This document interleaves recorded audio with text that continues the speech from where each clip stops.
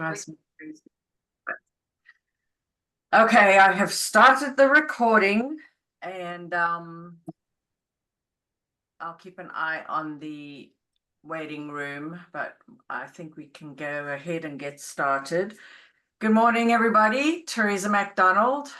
This is the Derita Matters meeting. Hopefully you can all see my screen, which has the, give me a thumbs up, Mel. Okay, thank you. Our meeting schedule, we've just got a couple more for the year, ending on December 7th, which is a Saturday. That'll be a change in December, and planning an in-person kind of holiday party during the daylight hours on that Saturday, and the location's still to be decided. And anybody who wants to help with that will be great. So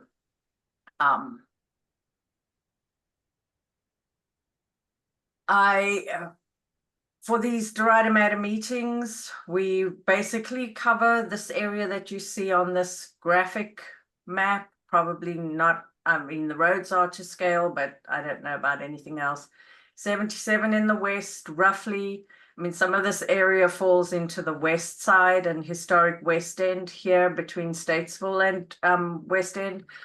I mean, Statesville and 77, but this is largely the area, and then 85 here in the south, and then Harris Boulevard.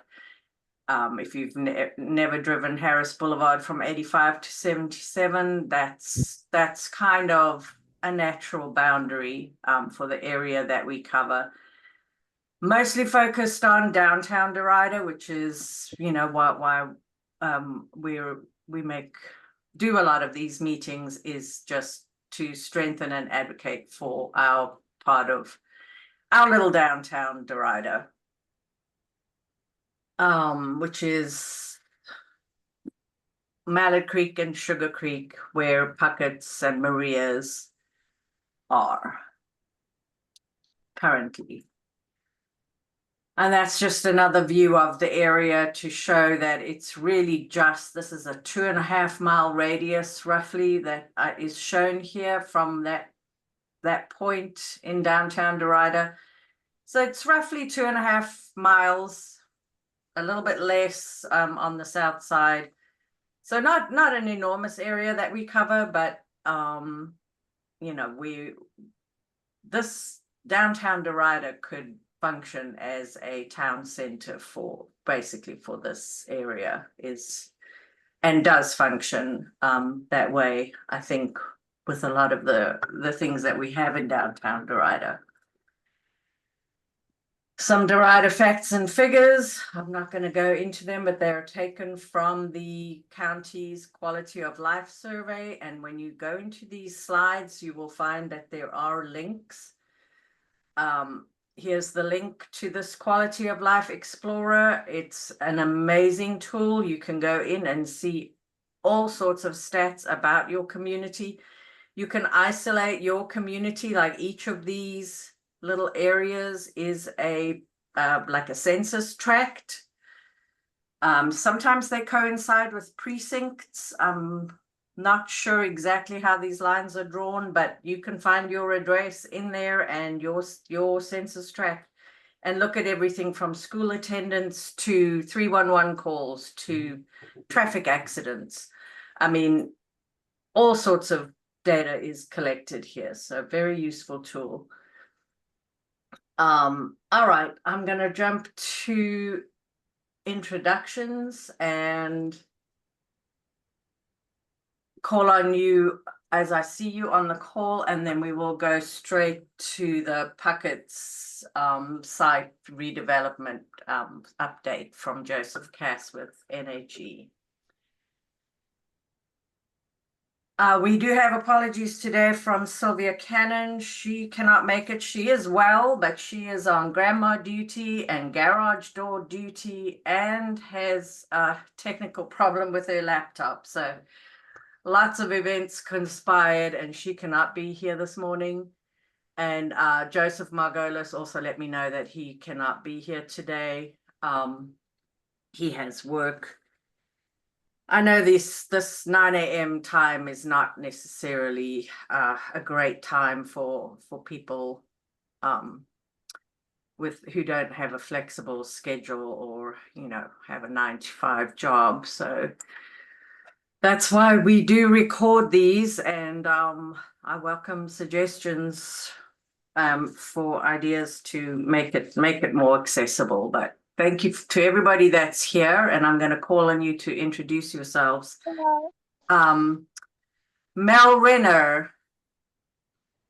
Yes, I'm a longtime resident of Derita, longtime HOA president of the Forest Pond community, and retired from the city of Charlotte as a procurement officer, 12 years there, and do serve on the board for the Derita Statesville Community Organization. Awesome. Let me see. I saw Thomas Templeton here. Good morning. Good morning. Yeah, this is Thomas Templeton. I'm also a longtime resident of Derita, specifically the Royal Oaks neighborhood there that's bounded by, within the confines of Graham Street and Sugar Creek behind Fire Station 22, for those who don't know where that's at. I am also the former chairperson of the neighborhood association here, and also serve currently as the treasurer for the Derita Statesville Road Community Organization. Awesome, thank you. Jeanette Kennard. Good morning. My name is Jeanette Kennard. I am the executive director, the founder of Champion House of Care, where we're located in Derita Presbyterian Church. Glad to see you here. Jill Stevenson. Hi, Jill Stevenson, president, HOA president for General's Point off of Gibbon Road in Derita. Awesome, thank you. Where is everybody else? All right, Jeffrey Simpson. Hello, good morning. Jeffrey Simpson here, HO president of the Farmington Owners Association, right off of Hubbard Road. I'm on several boards. The Neighborhood Matching Grant Organization, the Citizen Review Board. I do a lot of things. But anyway, glad to be part of this unit. And good morning to everyone. Good morning, thank you. Oh, and I see Jack Brush. Good morning, Jack Brush. I live in Kelsey Glen. I am on the board for the Derita Statesville and recently retired from technology. That's it. You never retire from technology, Jack. Yeah, I've got Sylvia on my agenda this afternoon. I know. Shantae Bullock. Shantae Bullock, president of Scottsboro HOA. Awesome, thank you for being here. I see Cinquetta. I hope I'm pronouncing that correctly. Good morning. It's Cinquetta McCoy. Cinquetta. Yes. I am the membership consultant for Archwell Health. It's a primary care facility for seniors 60 plus, and we focus on value-based care. We have 2 locations in Charlotte, one on North Graham and one in Eastway. Oh, awesome. Thank you for being here. Thank you for having me. Jamila Freelane. Hi, Jamila Freelane Holly, City of Charlotte Community Engagement Liaison for District 1. Thank you for being here. We appreciate you. And Tamra, haven't seen you in a while. No, and I didn't know that I would need to introduce. Oh. I just live here now, so. That's okay. That's a lot. We all just live here. Thanks. Anyway, good to see you. Thank you. Dr. Penn.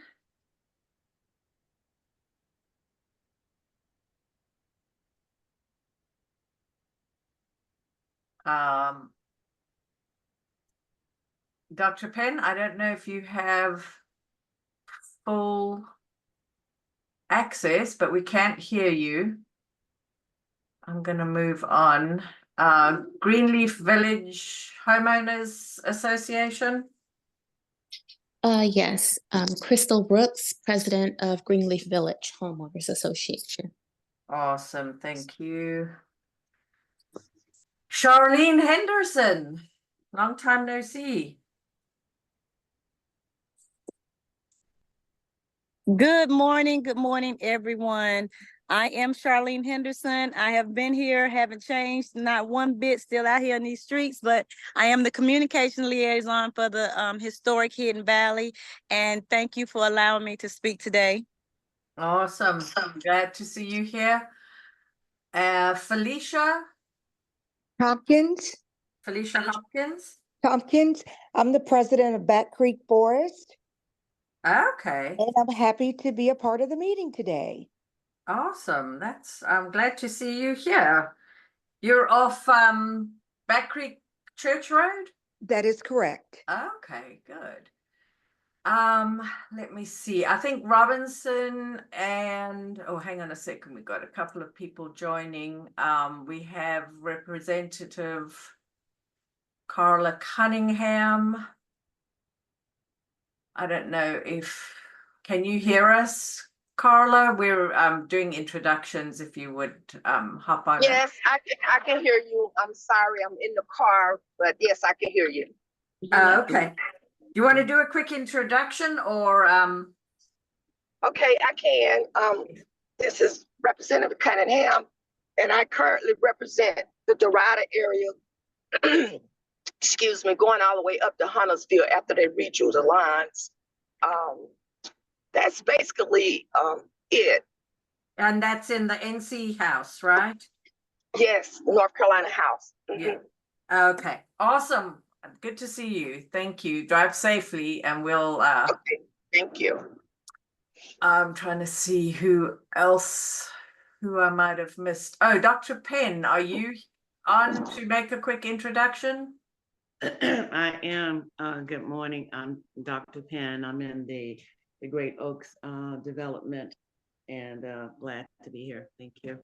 Awesome. Thank you. I think that's everybody. If I've forgotten somebody, speak up. And otherwise, I think Robinson Villa and Joseph Kass are with NHE, if I'm not mistaken. Did Felicia get in? I know she was there. Yes. Okay, thanks. Yeah.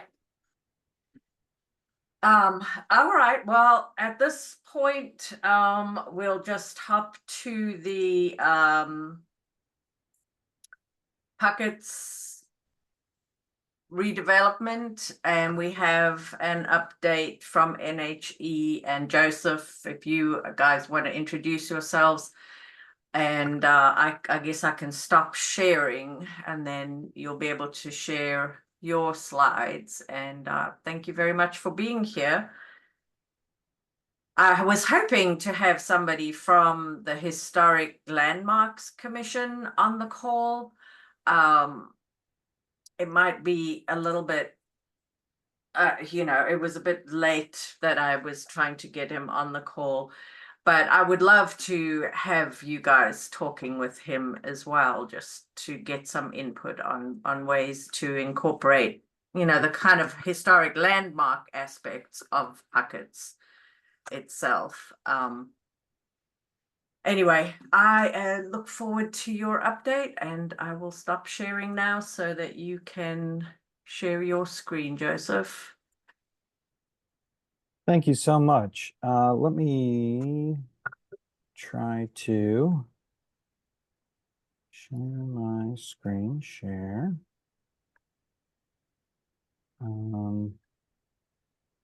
Is it actually sharing? There we go. Okay. So it sounds like there were a fair amount of names and faces that I don't remember from the previous times we all met, which is that's good. I guess then quick introductions and everything are in order. Just to let you know, I'm a little out of sorts. I still don't have power at my own house. I was running around crazy this morning trying to find a place to get food and coffee, and it was a wild goose chase. But our office has power. I'm here in the office with internet and power. Our company, NHE, is based in Greenville, South Carolina, though we do have a pretty significant presence in Charlotte.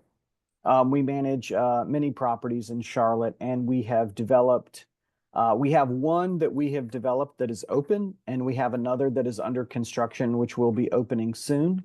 And this site would be an additional one that we will have developed ourselves. A little bit about our company, you know, we manage, I think it's 10,000 plus units across the Carolinas. We're kind of a medium-sized property management firm. We have about 400 employees, and we've been developing new construction multifamily apartments over the last dozen years. And I think we've completed around 15 or so. Enough that I've lost exact count of how many we've built across the Carolinas. All the way from Greenville to Charleston, Charlotte, that sort of area. This site in question that we're talking about is, I'll go ahead and move forward a couple slides and then I'll come back. As many of you are, I'm sure, familiar, the site of the Puckett's farm hardware store at the corner.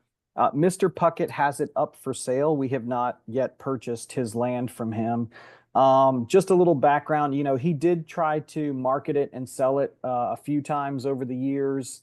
You know, I think at various times he had self-storage or a gas station or something like that. I agree that I think those are not great uses for this corner. I think something residential that activates the corner is much better. And our concept really is to activate that corner, you know, put in beautiful streetscaping, you know, landscaping, sidewalks, you know, trees, a plaza. Because right now it's really not a very walkable corner, and it's not particularly pedestrian friendly. So that's one of our concepts. For those of you that are a little more familiar with this proposal and are looking for some updates, so we did receive an HTF, that's the Housing Trust Fund. We received an award letter from the city of Charlotte back in April, and we actually got our letter in May. And then we were waiting. The summer was a little bit of a slow time for us. We were really waiting for the state agency, the North Carolina Housing Agency, to review our application for tax credits. So this is a privately owned and privately managed multifamily apartment building, but it is funded in part by tax credits that are issued from the state of North Carolina. Technically, they're actually federal tax credits. So that's a major part of our funding source that we mix in. We did receive that award letter in August and signed all of that up in September. So although we've been pursuing this site since January, really for us, it just sort of the gas burners on the stove just turned on really this past month. It's a long cooking process. I know that people always wonder, like, why does it take so long? They do just tend to move very, very slowly. Having said that, we're off to a great start, and we're really excited about it. We're personally very interested in this neighborhood, and I definitely sign up for all of the I concur with all of the you know, desire to see Derita as more of a downtown walkable kind of area, and that's one of the main reasons we're excited about it. We were keeping up with some of the news about the red line. Don't know exactly how quickly all of that will happen, but it's certainly encouraging that things are moving forward on the red line. For us to actually close on all of our financing and break ground, we're kind of projecting like a late spring, early summer. It's always a little bit of a moving target until you get closer and closer to it. Some things we've been working on over the summer and over the past month, obviously with any development of any kind in any state, you always have to study creeks, wetlands, flood, U.S. Army type stuff. You have to do what's called a phase 1. That's usually where they look for historical records of like dry cleaners and things like that, previous gas stations, things like that. We've been doing a lot of survey work, which is more than just surveying our site, you usually have to survey a little bit of the like sanitary sewer network around you, the stormwater network around you, water lines, phone lines, power lines, topographic surveys, all of that. You usually have to go out in the road and survey a bunch of stuff. And then our engineering team has been hard at work studying a lot of the things they kind of have to do at the beginning. Utility connections, all of that stuff. Fire hydrants, sewer inverts. So for those of you who are a little less familiar, this is a little old, this is a little stale. Our engineer has not created a new colorized site plan since January. This is the old January one, but this is still, I'd say at least conceptually in the right direction of where we're heading. A multifamily building up towards the corner. We will have parking in the rear. Again, that's something that the city of Charlotte and most jurisdictions now prefer the parking in the back. We are required to have significant tree save areas, so you'll see those on the plans. Generally a lot of greenery, and then of course a lot of new streetscaping along the road.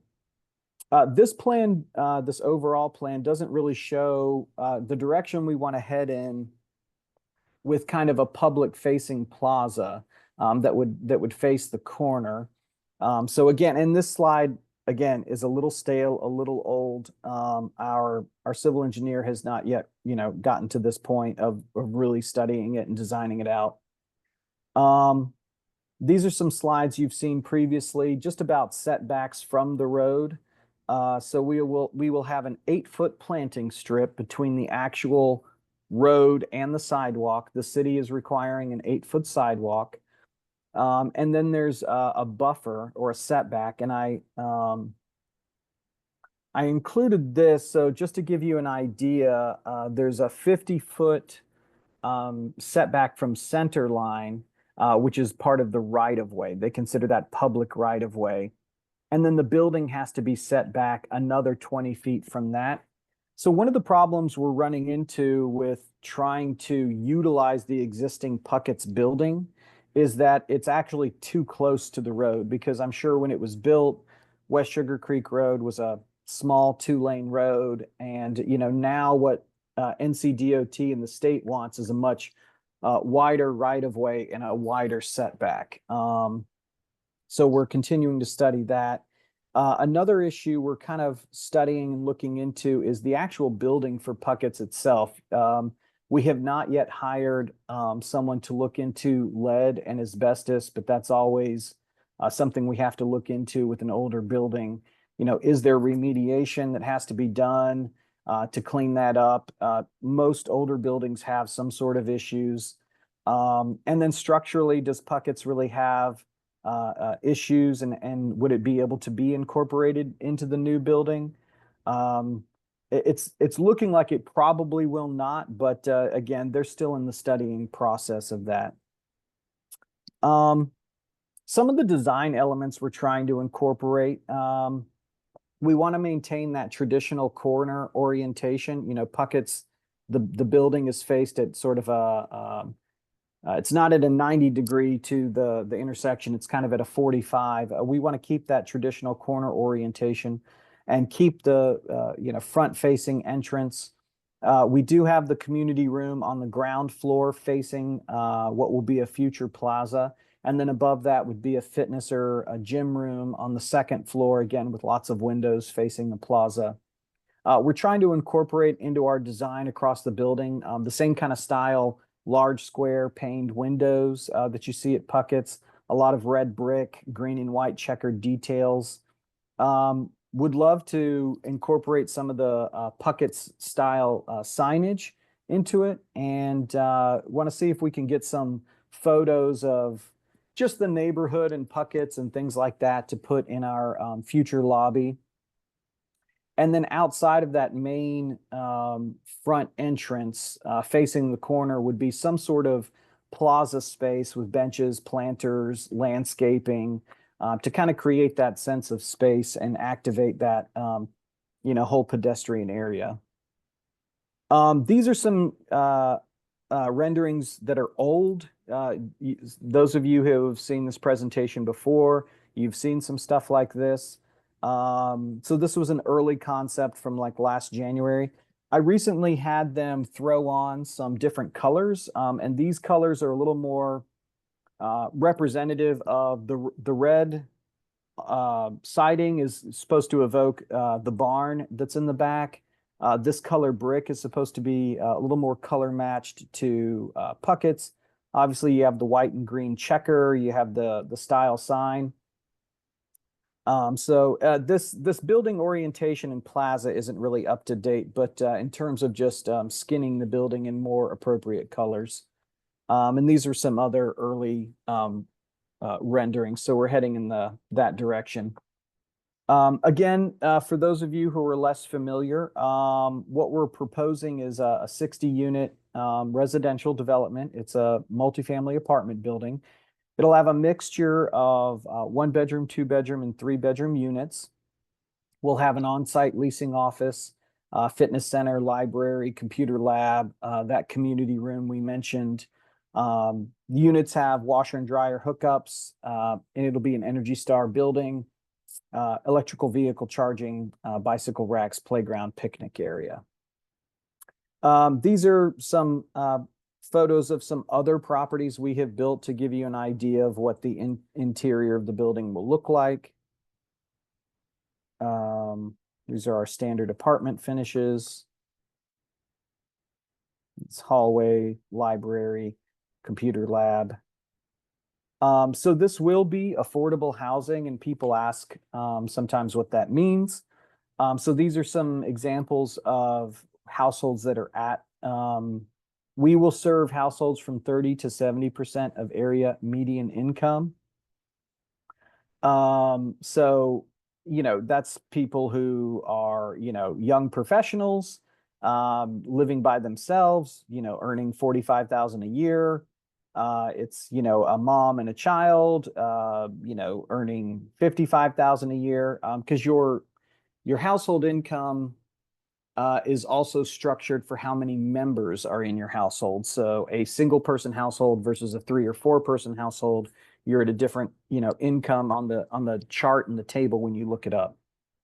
Things to keep in mind of why affordable housing is so essential. I mean, I'm sure everybody has read plenty of articles, but housing costs have been high for a long time, but especially over the last 3 or 4 years in our industry, we have seen rents and mortgages just absolutely skyrocket. The year-over-year rent growth is pretty astounding, and we really haven't seen a whole lot like it in my recent, professional experience. So it's more important than ever for, people who are making, $35, $45, $50, $60,000 a year to be able to afford places. And of course, seniors as well that are on a fixed income. Even if you are receiving a Social Security check, let's even call it a very generous one of, $2,000 a month, that's still going to only be $24,000 a year for annual income. So you would qualify for this reduced rent. The other example we have here is a retiree on a fixed income. We see a lot of multi-generational families sometimes living in a 3-bedroom apartment. They would combine their income and have a total household income of, say, like $69,000, $70,000, something like that. So obviously I had a lot of other, there's tons of detail we could go into with previous slides we've brought, but that's an overview and an update. And I'll open it up for questions. Awesome. Thank you so much. One thing I made a note of just quickly was Gary's barbershop closed. That's across the street, and he has a lot of kind of Derita paraphernalia, and so it might be worth looking at that collection, which I will probably be holding on to until we figure out a good place for it to go. But there may be some items there that could, and I'm sure Gary Puckett must have a ton of stuff, and I'm hoping it will be appropriate for you know, to have in your community room or your lobby or something like that. Yeah, we're excited. Hopefully he has, you know, some pieces of equipment or things we could put on the wall. I mean, I don't think we'll put a bunch of beer signs necessarily inside of our lobby. Right. But we did hire an interior design firm out of Atlanta, and we told them, you know, farm, hardware, banjos, go for it.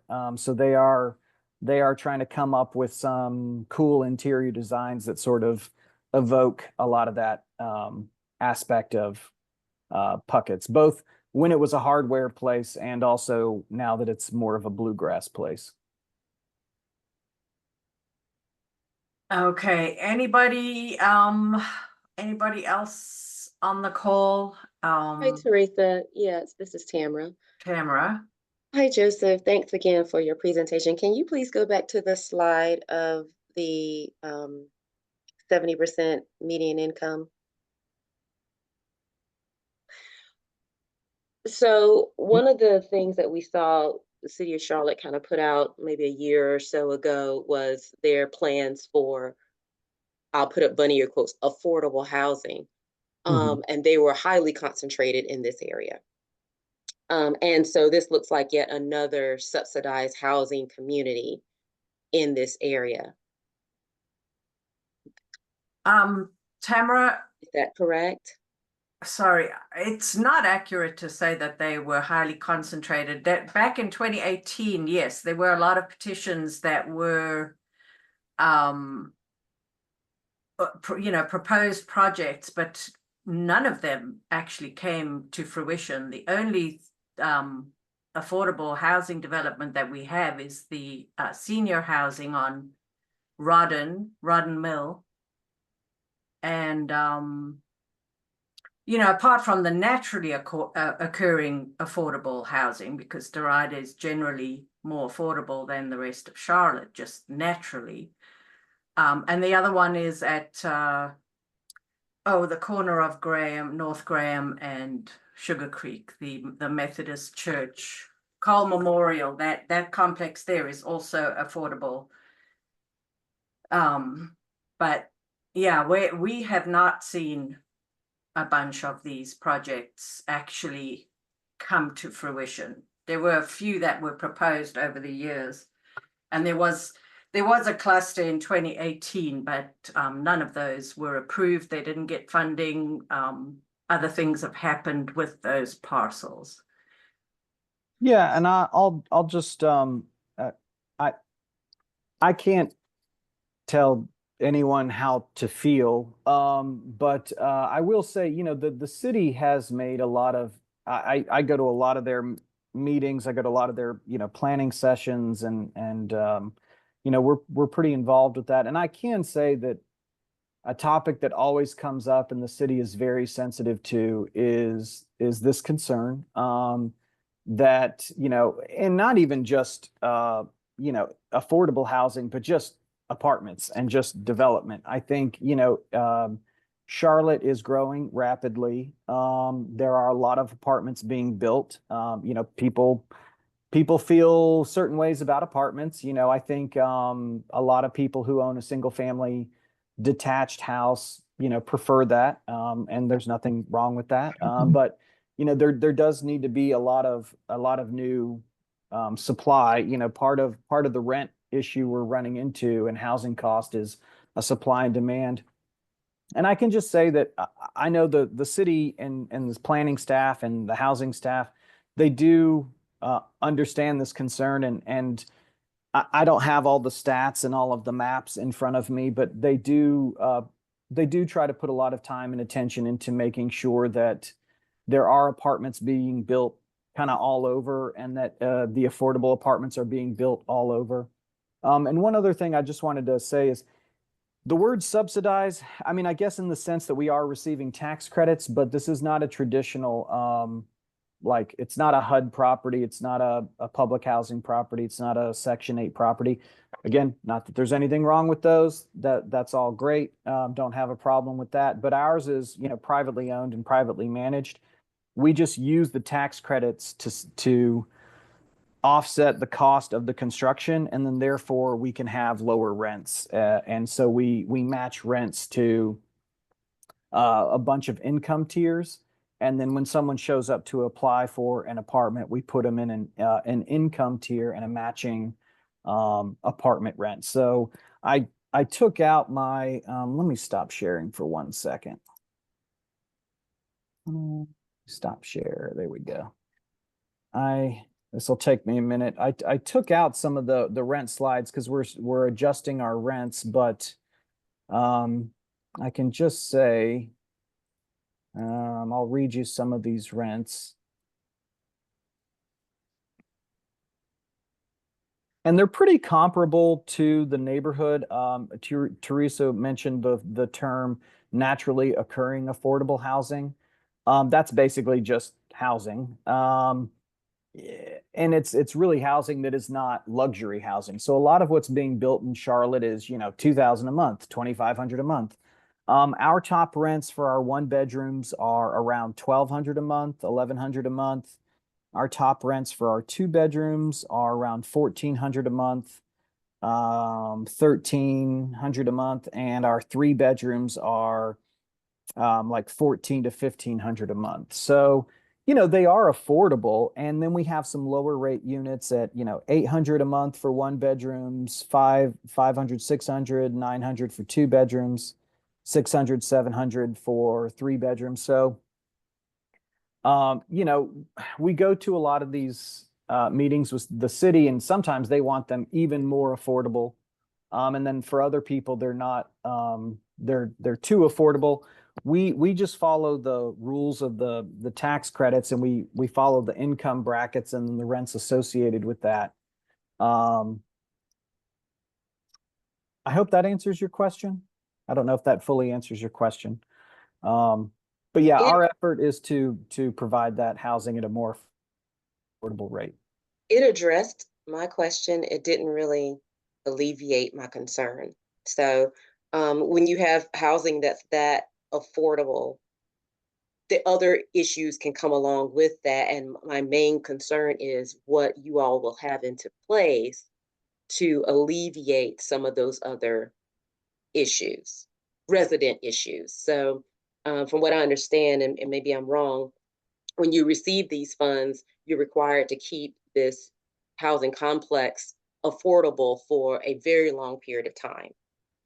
Is that That's 30 correct. years, something like that? And Correct. so that means that you don't have the ability to adjust if some things get out of hand or if the area changes. So my concern is what you do when you have a $600 or $700 a month rent, and it attracts maybe the group that doesn't necessarily work the best in an area. And so I don't know what you will have into place to alleviate that. A senior that's paying $600 a month rent may be a little different than someone else that's paying that can only afford that, right? Because they're on a fixed income. That's just what they have. How do you, what will you have into place, and what will the city allow you to have into place to keep the issues and the concerns that we're all aware of, to keep some of those things down? Yeah, this is a common, I definitely understand where you're coming from. So I'll just, because I don't want to take everybody's time the whole morning. Just a couple things. One, we do criminal background checks and credit checks and all of those things on all of our residents who apply at all of our properties, whether they are affordable properties or not affordable properties. So we always do a lot of screening. We evict, and I mean, I know that that's a controversial topic, and people have feelings about evictions, but we evict people. We want our properties run well, and if someone is not maintaining our standards, we had someone who was pouring grease into the bushes at our property in South Carolina, and we told her you cannot pour grease in the bushes. We had to evict her. So we will evict people if that alleviates some of your concerns. We have a lot of video surveillance. This day and age, just fender benders. There's just all kinds of issues. I mean, large and small. Amazon packages, we all, I think, all have ring cameras on our doorbells now. We live in a society now where we just want a lot more video cameras. So we have a lot of video cameras at our properties. So that's another enhanced bit of security. On top of all of that, I will just say that, we haven't had issues at our properties. We really don't. I mean, I cannot speak for other landlords. I cannot speak for other people who own and manage apartments. Charlotte's a big city. But we looked up the statistics for our other apartment that we developed a few years ago and opened up. And the biggest crimes we saw were identity theft. There were a couple of those over the course of a couple of years, which, I mean, that you could find that in any suburban neighborhood. So, we're not, I would just say we have not experienced bringing our apartments to any community and that being associated with some negative or bad element. We really like to run our properties. Generally, they're pretty quiet. And once they're leased up, they kind of just stay quiet and leased. Thank you, Joseph. I see Charlene Henderson has her hand up, and I think Mel also. So let's go to Charlene and then Mel. Hello, I do apologize. I'm at work, but I am listening. Great presentation. Thank you. Like I said, that I am with the historic Hidden Valley, so that's right over across from the 85, going back that way towards Tom Hunter. My question or concern is, I don't think that I heard you talk about the infrastructure when it come down to building up. I know that you're making it beautiful and moving things back. So in that curve area, how does the infrastructure work when it come down to the apartments that you're bringing in or the homes that you're bringing in?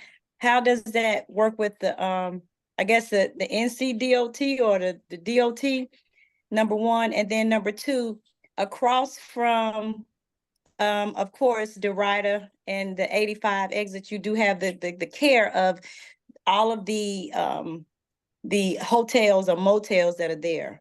Are you working closely with CMPD or to see how we could help minimize some of the issues that are going on across from you guys where you're coming to right in that area?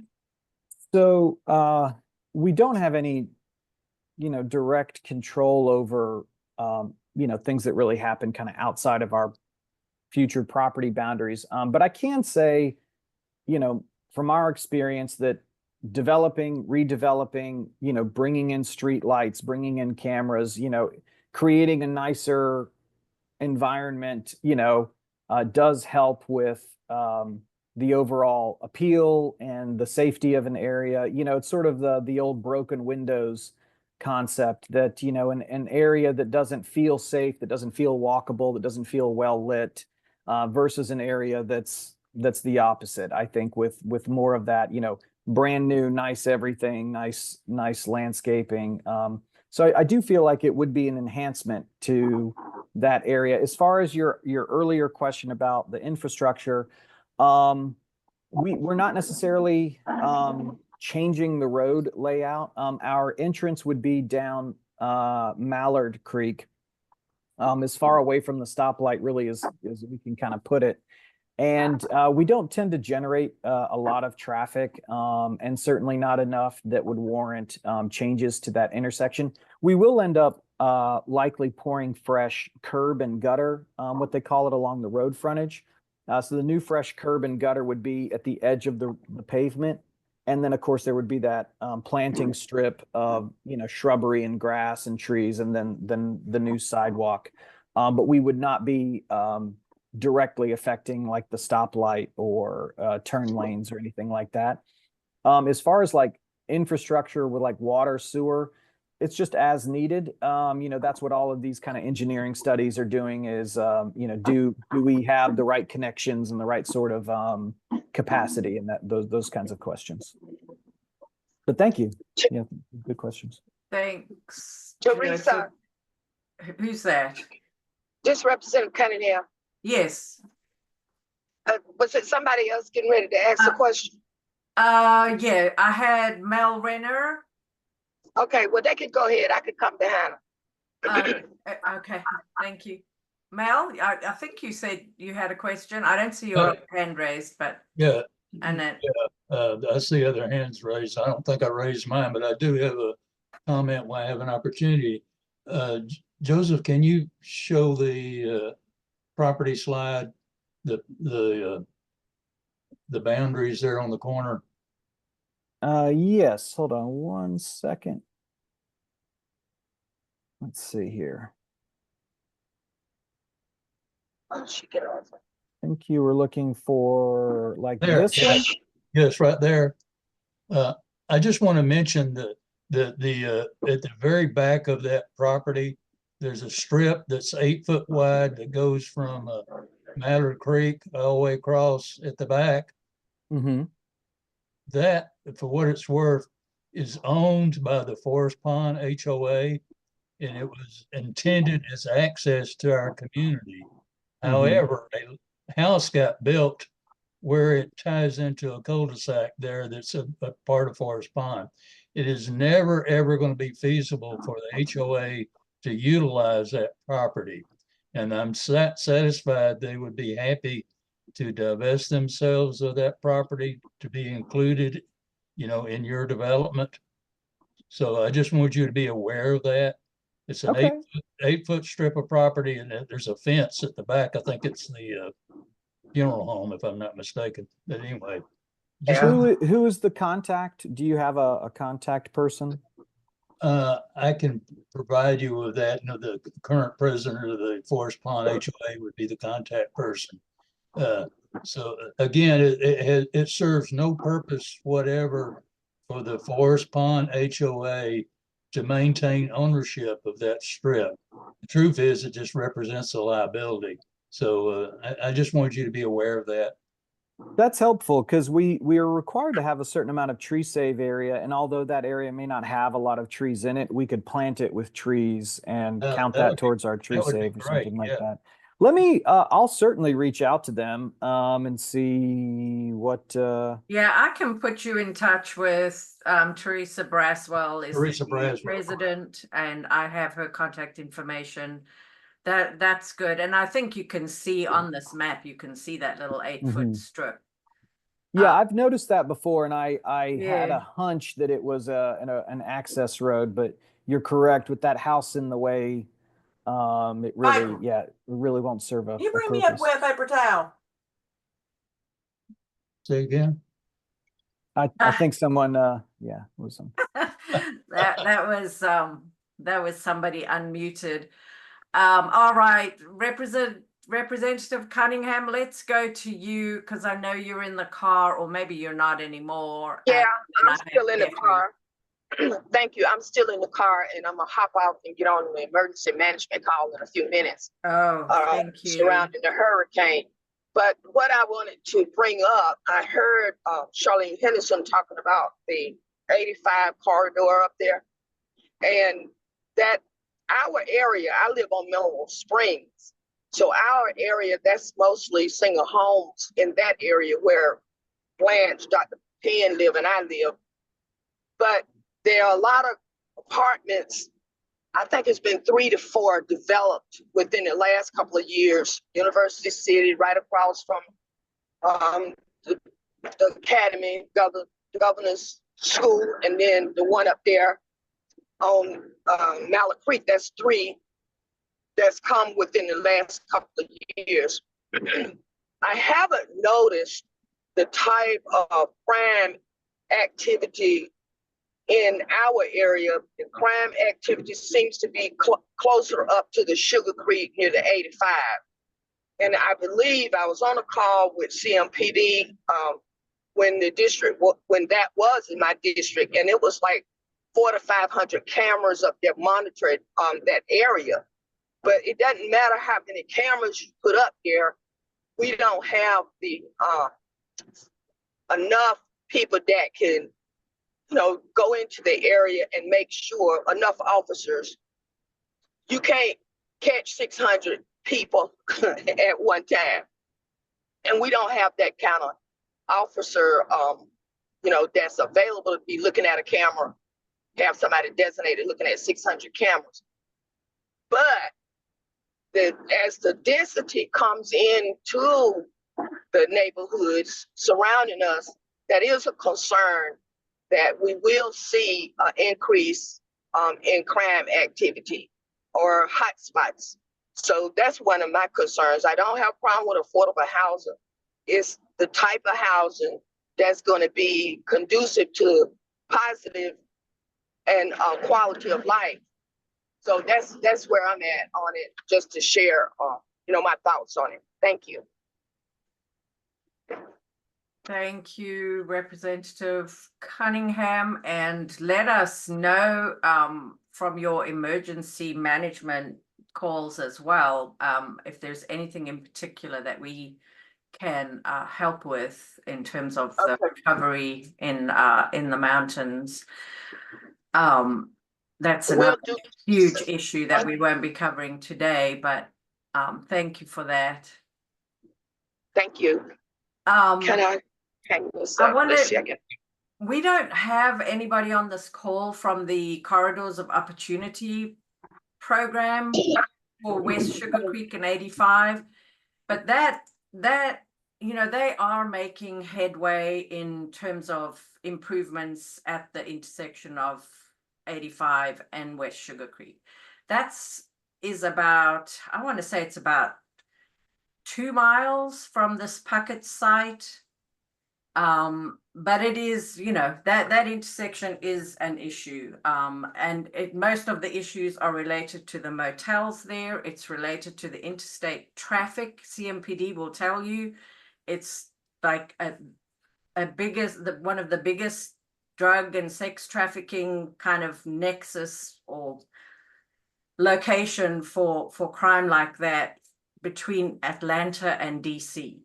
So it's a huge challenge for people not in this group. Everybody is focused on it. The CMPD, the state, the Corridors of Opportunity program. So changes are happening there with a lot of motels being converted to residential, as well as, being demolished and replaced with townhomes. So, we can't put pressure on this development here in Puckett to solve all our problems that really have been around for 20 years. But this, I just wanted to say that the Corridors of Opportunity is kind of the department of the city that is over in making those improvements.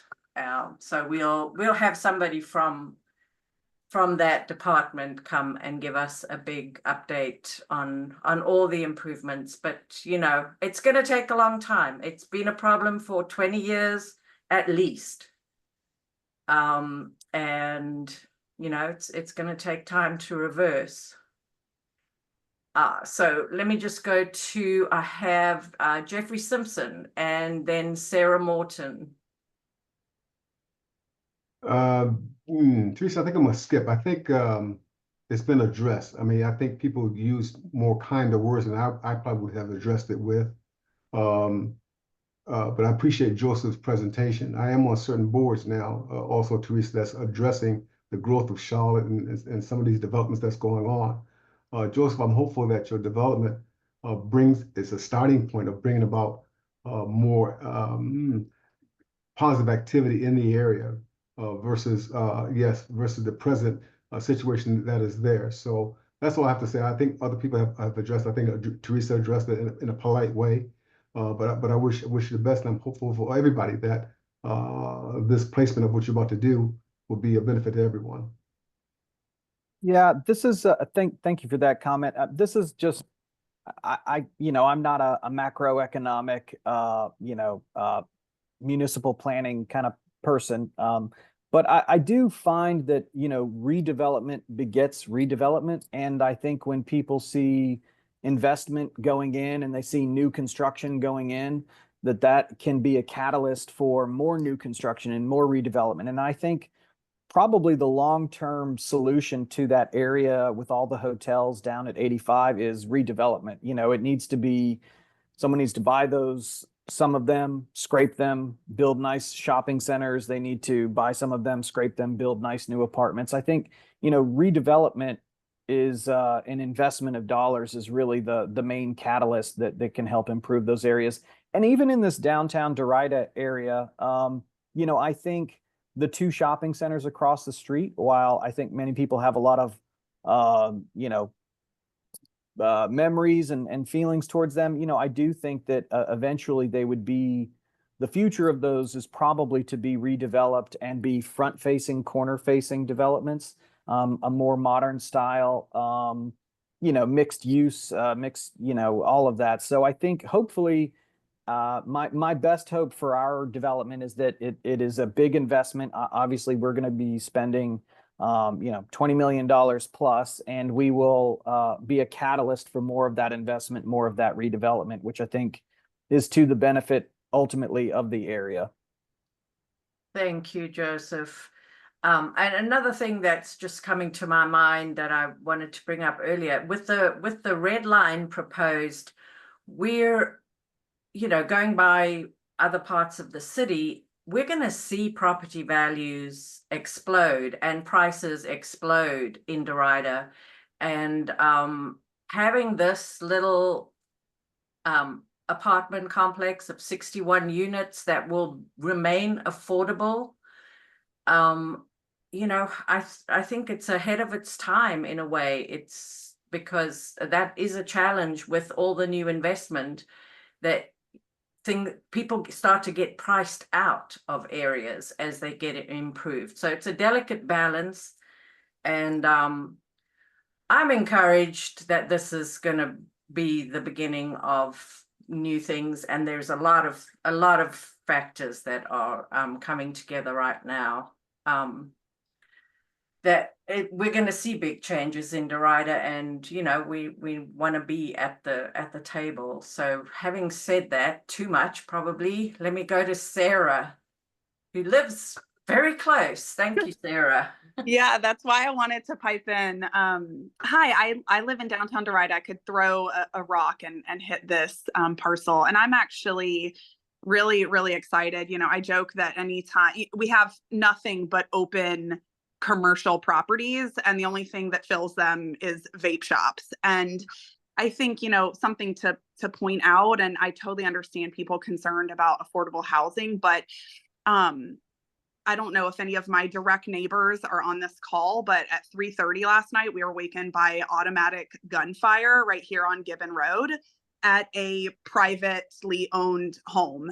And the direct neighbor has already been in touch with like the owner of the home, who apparently has been trying to like evict these people for months at this time. And I do think that you just have more resources when an apartment complex is managing the tenants that they have, as opposed to privately owned properties that may not have the money and time to pursue court, you know, eviction related things.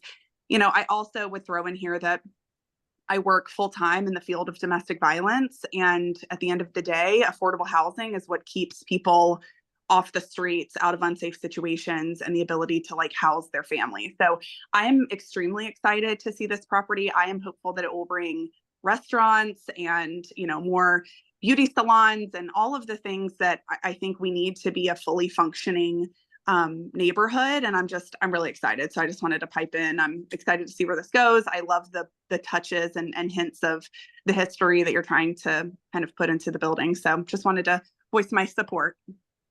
Thank you for that. Yeah. And this is worth mentioning. We, as a company, we do a lot of, you know, back to school events for the kids. And we do a lot of, you know, health fair kind of stuff for our residents. I mean, we try to make our community spaces for what that's worth. We try to provide resources and connect people to things. So, you know, more than just a physical building, hopefully will be, you know, some kind of presence in the neighborhood for that kind of things. And we do want to use our plaza and our space. at various buildings, we try to have events, we try to use it. I mean, what's the point in having an outdoor space if you're not activating it? So we will try to activate that space and make it lively. I mean, it's not going to be, every Thursday night or anything like that. It's not Puckett's Bluegrass Bar, but hopefully it will be an active space. Awesome. I'm also excited, and I'm happy to hear about the expanded plaza idea, because I think Mel will agree that's something that we've kind of been dreaming about around there. And we can be part of welcoming and supporting this community. I mean, that you can be fearful of low income residents, but a better way is possibly to welcome them, help integrate them, support them, and that's what upward mobility is actually all about. So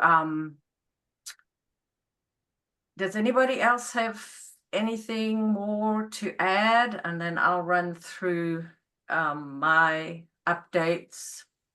Derita, this is Dr. Penn. Real quick, a quick question.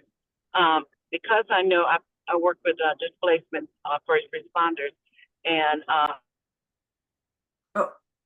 and he said that he's opening it up to also to seniors and stuff. But I'm hearing that they also check background checks and credit reports, this, that, and the other.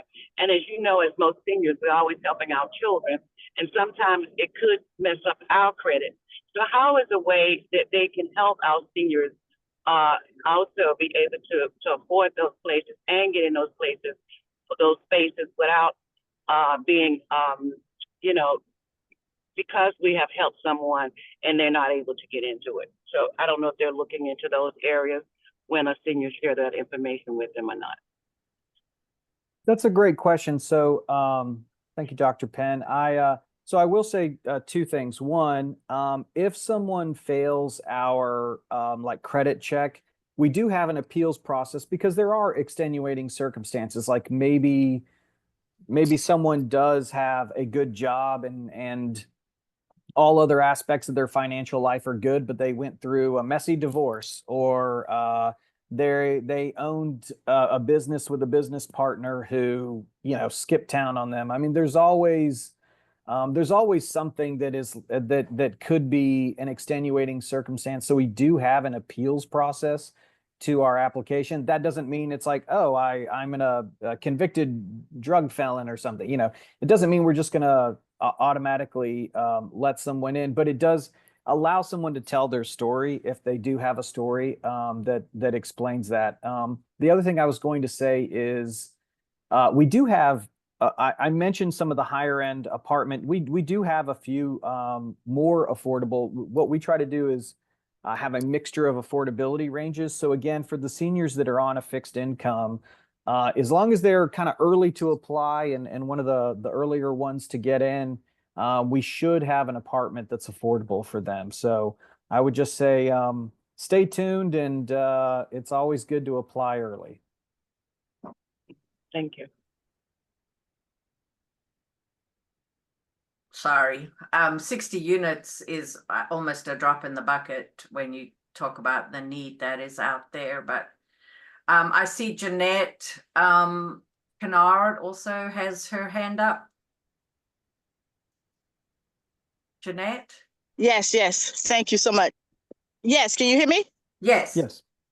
Okay, first let me say thank you. Everything sounds wonderful. You was talking about resources, and I'm sitting here right at Derita Presbyterian Church, and we opened up a resource center in March of this year that we would love to accommodate, the people that you have over there, along with the community at the same time.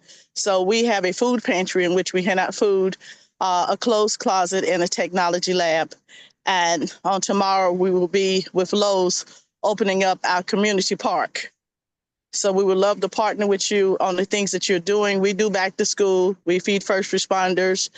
We do Christmas event for kids. We do a whole lot over here. So, I would love to get with you and chat offline and grow together. Absolutely. Here, let me put up my contact information for anybody who, I don't know if you're able to see the screen, but for anybody who wants to reach out to me, feel free to call me or email me. And again, we're at a long time horizon. I mean, we probably will not break ground until late spring, early summer. We traditionally have about a 15-month construction schedule. So this will be easily 2026 before we are opening the doors and leasing.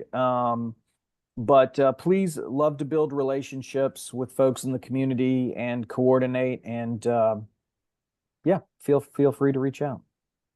Will you start a waiting list or applications at some point ahead of that time?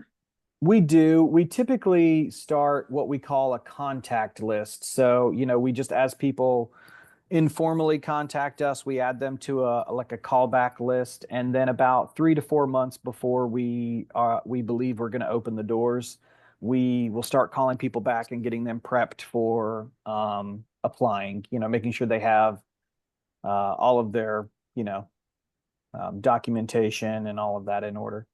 Okay, awesome. All right, well, thank you very much. I don't see any more hands raised.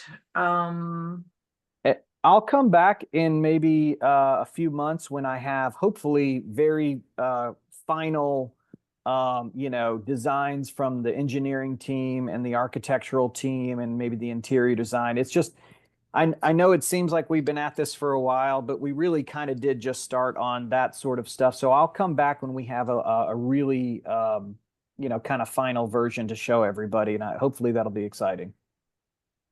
Yeah, we'll look forward to that. So you can let me know when you're ready, so I don't have to keep asking or forgetting to ask, more likely. But yeah, we would love to see more. And I understand why. I mean, you're not going to make all that. It costs money to get all of that stuff going. And once you can't do that until you have some of this financing secured.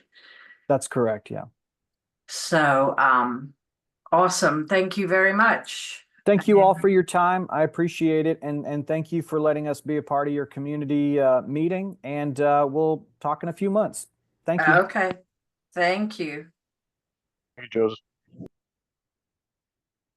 All right, folks. I'm gonna just quickly run through my slides. I have 10, 12.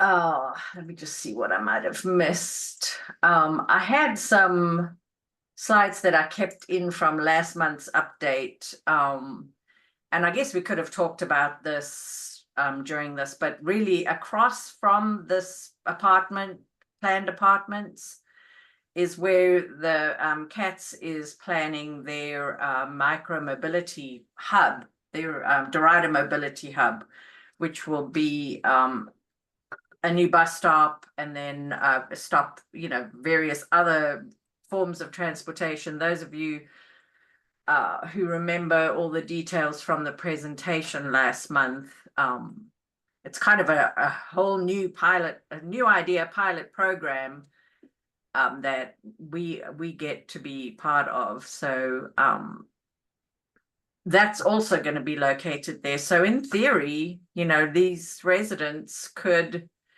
almost not need a car with all the transit options, and then even the red line just a quarter mile away, the red line station. So I'm keeping this slide in so you guys can catch up, and when you get the slides attached in the email, these are links. This will show the presentation from Katz last month. You can watch it on YouTube.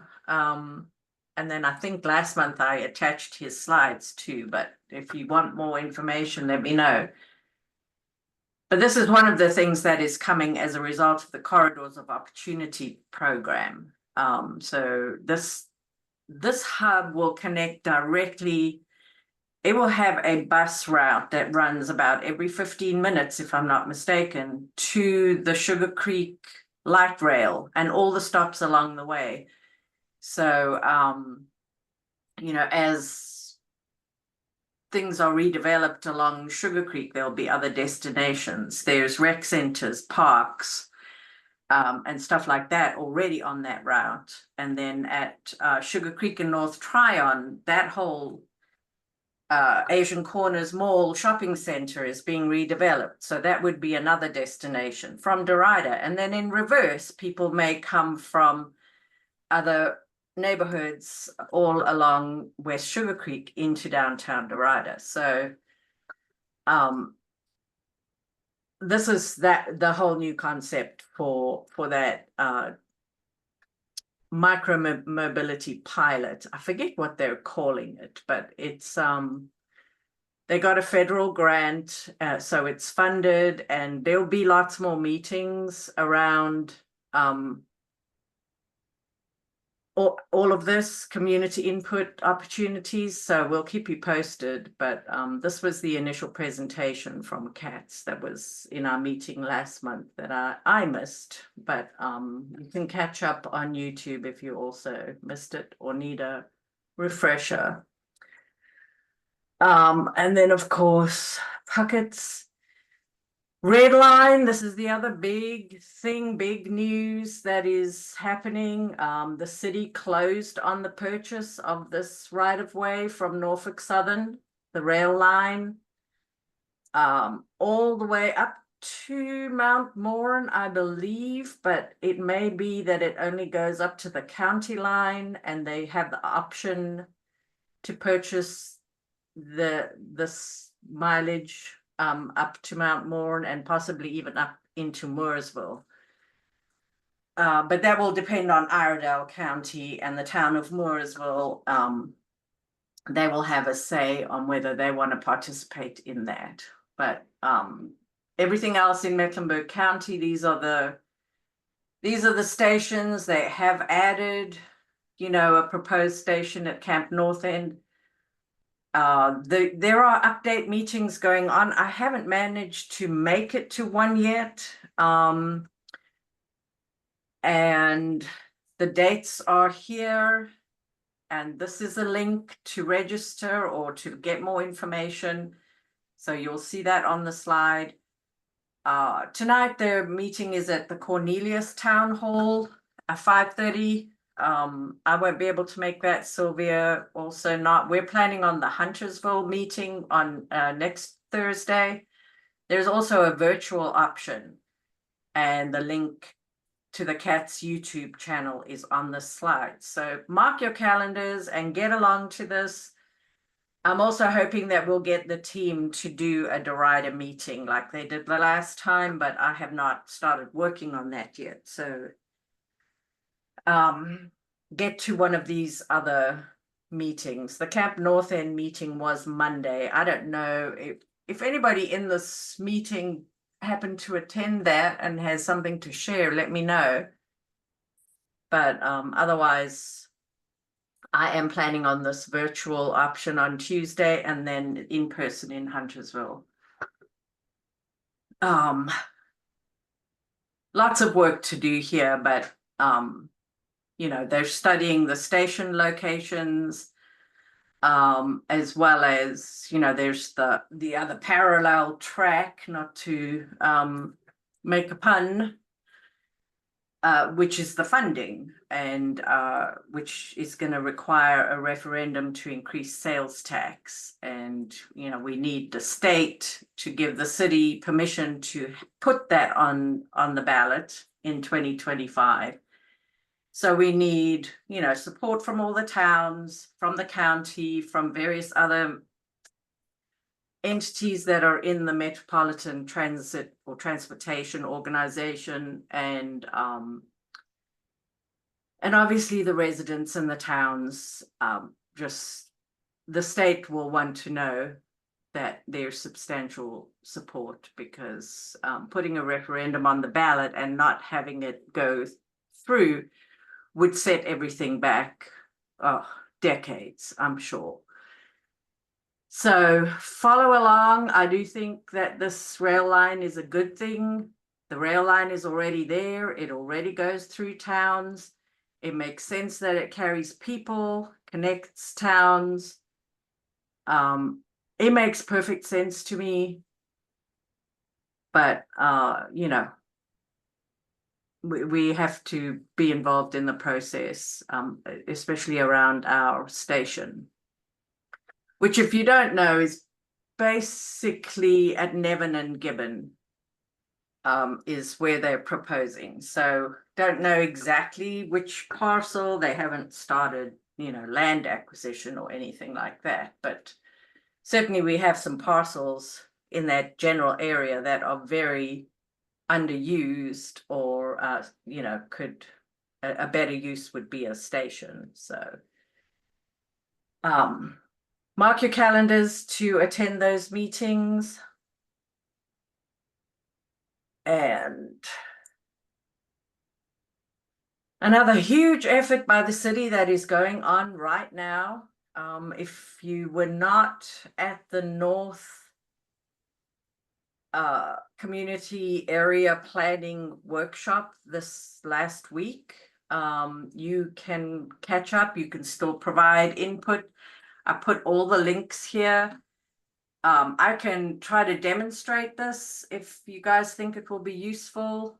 Tell me if my screen is changing. Can't see anybody on screen. You've all gone off camera, but just let me know if you're seeing a new screen. Somebody. We have some new screen. I didn't see who. Yeah, Somebody's giving me a thumbs up. Thank you. It's a new screen. Okay. Okay, awesome. So the link is there in the slide, and hopefully some of you young techie people will be able to be a lot better at navigating all of this. But there's information about each of these. So there's an introduction, there's a little video that explains it. So if you click on that introduction, if you follow these links in order, if you could, hope you can see my pointer here. You can go to each separate area of interest. Mobility, open space and sustainability, community character, public services, and special districts. So if you're, I'm always interested in open space, parks, and rec. So hopefully this map will load at some point, but it seems to be taking a very long time to load. There we go. You can look at this map in great detail. So this is for open space and sustainability. We have some major investments already funded that are coming to our area. Zooming in now on Ribbon Walk and Nevin Park. So this is Nevin Road here. This purple dotted line denotes what they call an urban trail. So it means that there are sidewalks and or bike lanes on those roads. And so, you know, they're kind of connectors along surface streets to the different greenway. And you know, other things too. But the things that are funded, as an example, here in Nevin Park, there you can, these dots represent things that are funded. If I click on one, it's a little slow, but you can see pickleball is coming.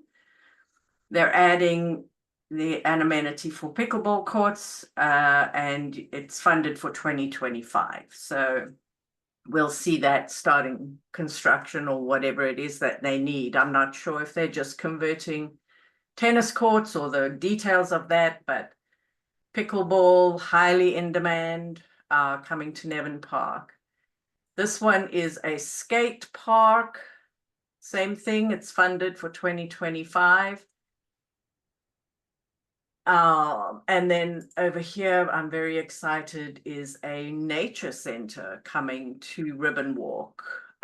So that will be a small nature center, similar to, probably on a much smaller scale than the nature center that they have on at Reedy Creek Park.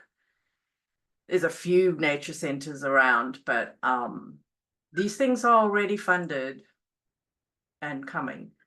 And then under construction, here is this greenway piece, which hopefully you can see what I'm tracing here, this yellow dotted line. This is Allen Hills Park down here.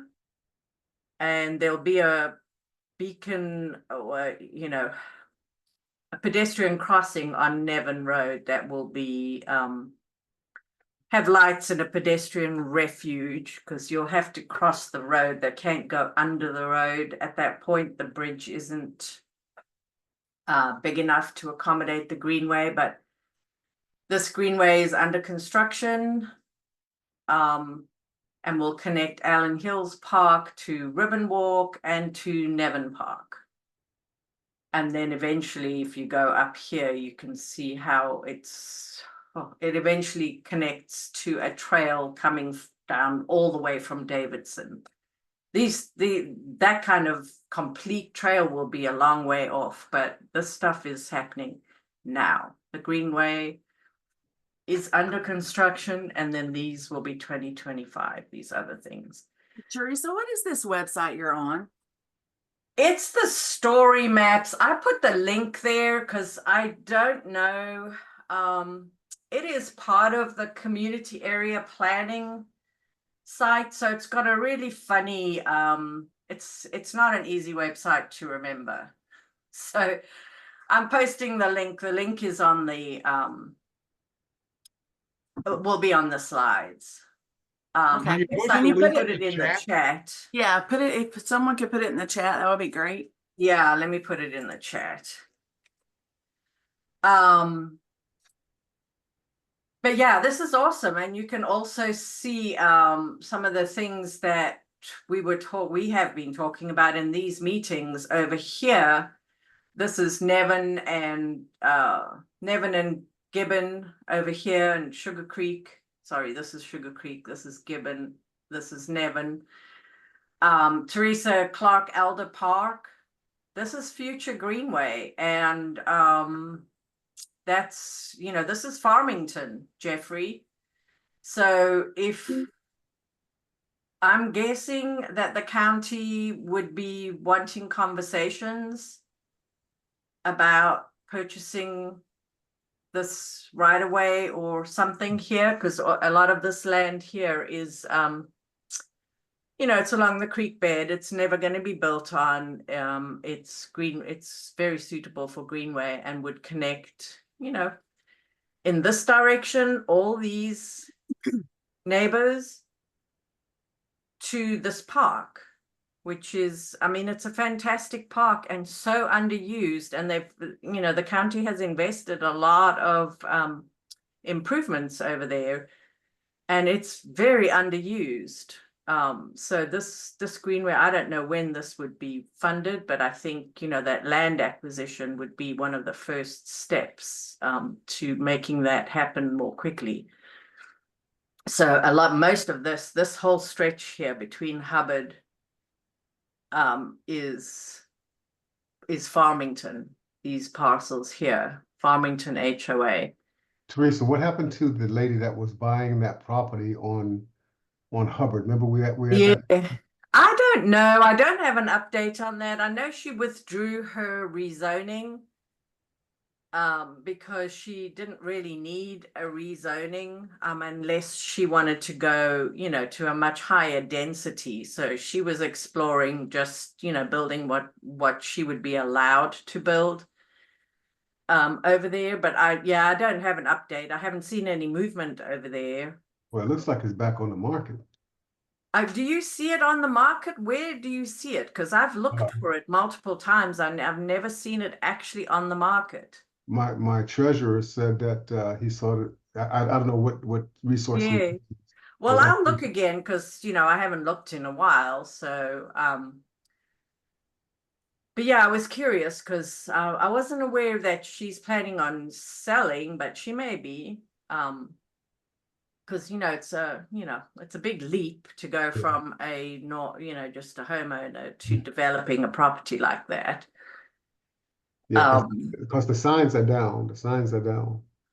Yeah, I drove by probably a few weeks ago, so something may have changed, but I'm not sure. I don't, a lot of stuff like that is on hold anyway because interest rates are still high, and interest rates make the cost of construction much higher, and then if the resulting prices and rents can't cover that construction cost, things are just not even going to get off, come out of the ground. But yeah, so this greenway, proposed greenway will be awesome because it will really, from Ribbon Walk all the way to the existing Mallard Creek greenways up here. I mean, if you've got a bicycle, an electric bicycle, even better, you'll be able to get around lots of places without getting into a car. If you live within that 2.5 mile area that we cover here. The other piece, the other future greenway is along here, which Mel might be interested in. This piece here, they haven't colored it, but that whole piece there is actually that IBM Drive Future Park that the county's already acquired. And so greenway here, in this area is already, the county already has acquired this land. So from IBM Drive all the way to North Graham Street. Well, actually, this is Morris Estate Drive, and then eventually to North Graham. So, another opportunity with that little triangle there, because that is still land that is owned by this triangle here. That's still excess land that NCDOT has that they would be very happy to, I'm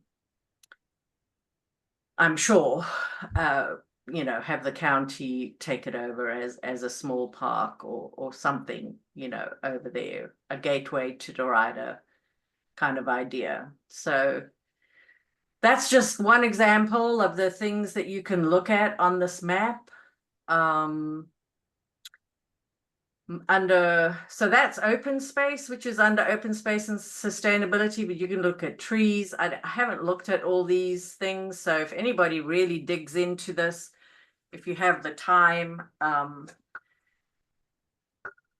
there's a lot of information here about stuff that is, aspirational projects that the city and the county would love to do, and they want feedback. Maybe reinforcement, validation that they're on the right track. So try to look at this map. I know it's a lot. It's a lot to go through. I'll just go over community character quickly because this might be of interest to people.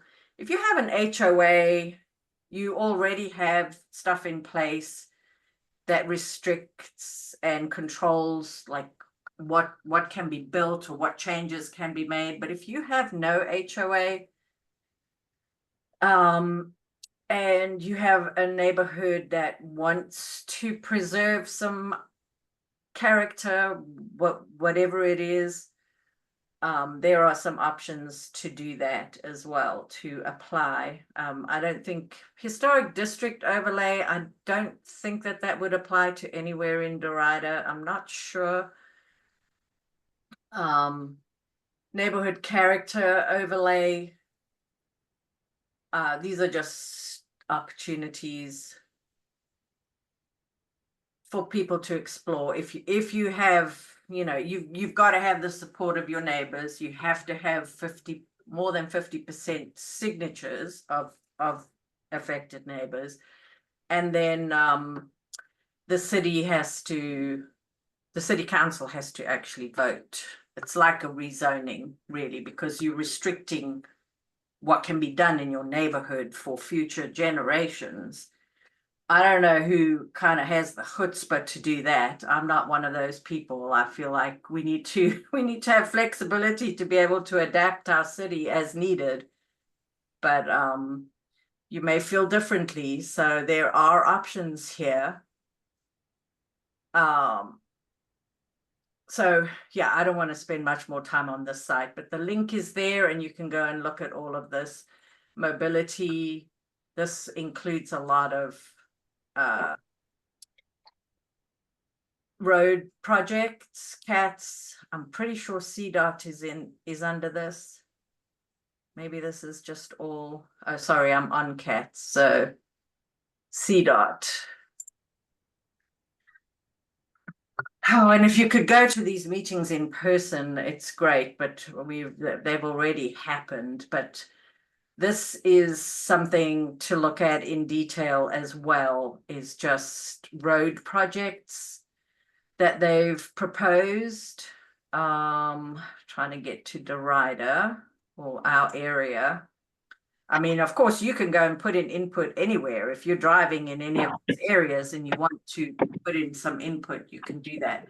But what they've done is they've got these strategic investment areas and then bundles of projects, and you can look at the details.